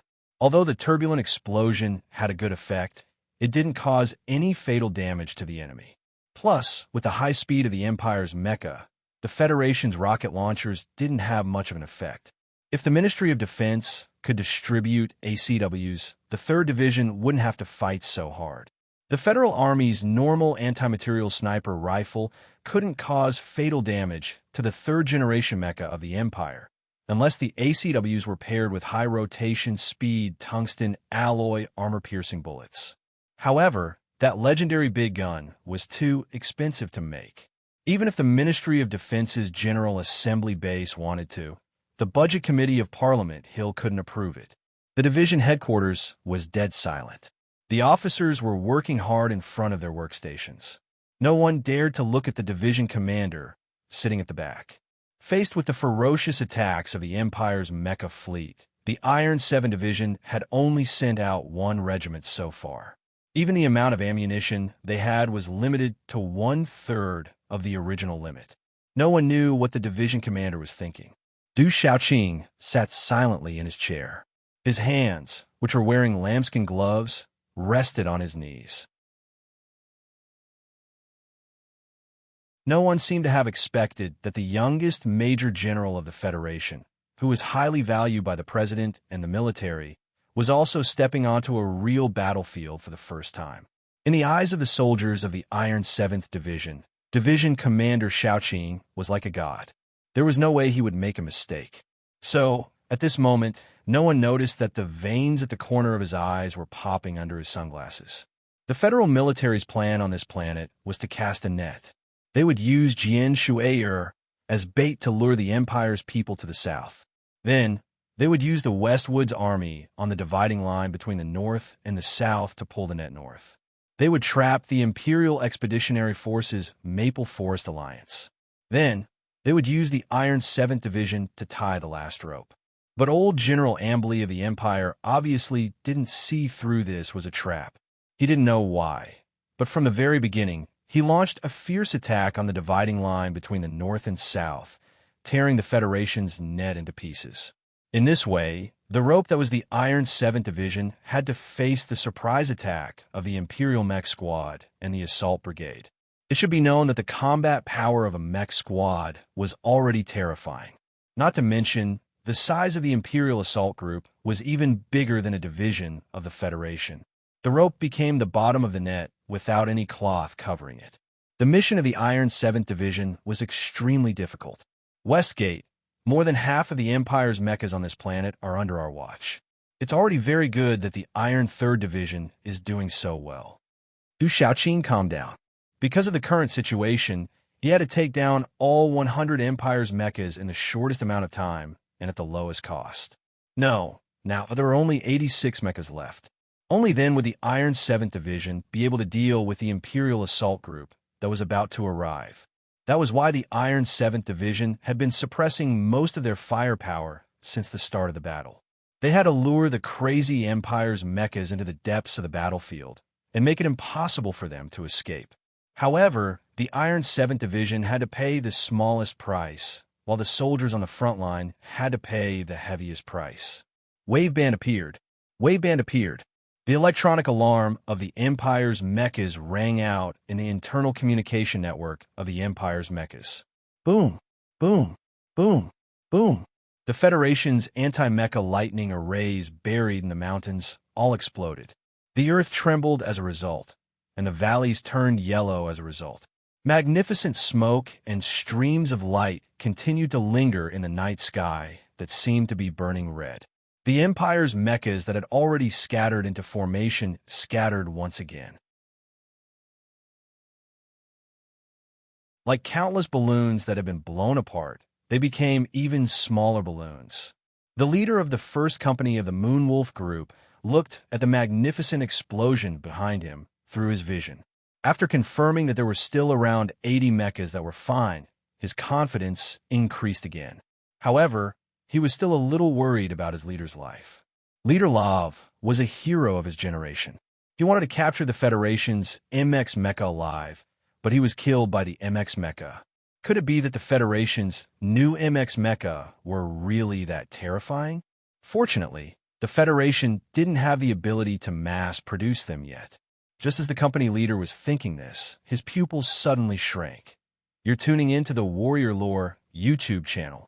Don't forget to subscribe and join us on this journey to catch the most captivating stories.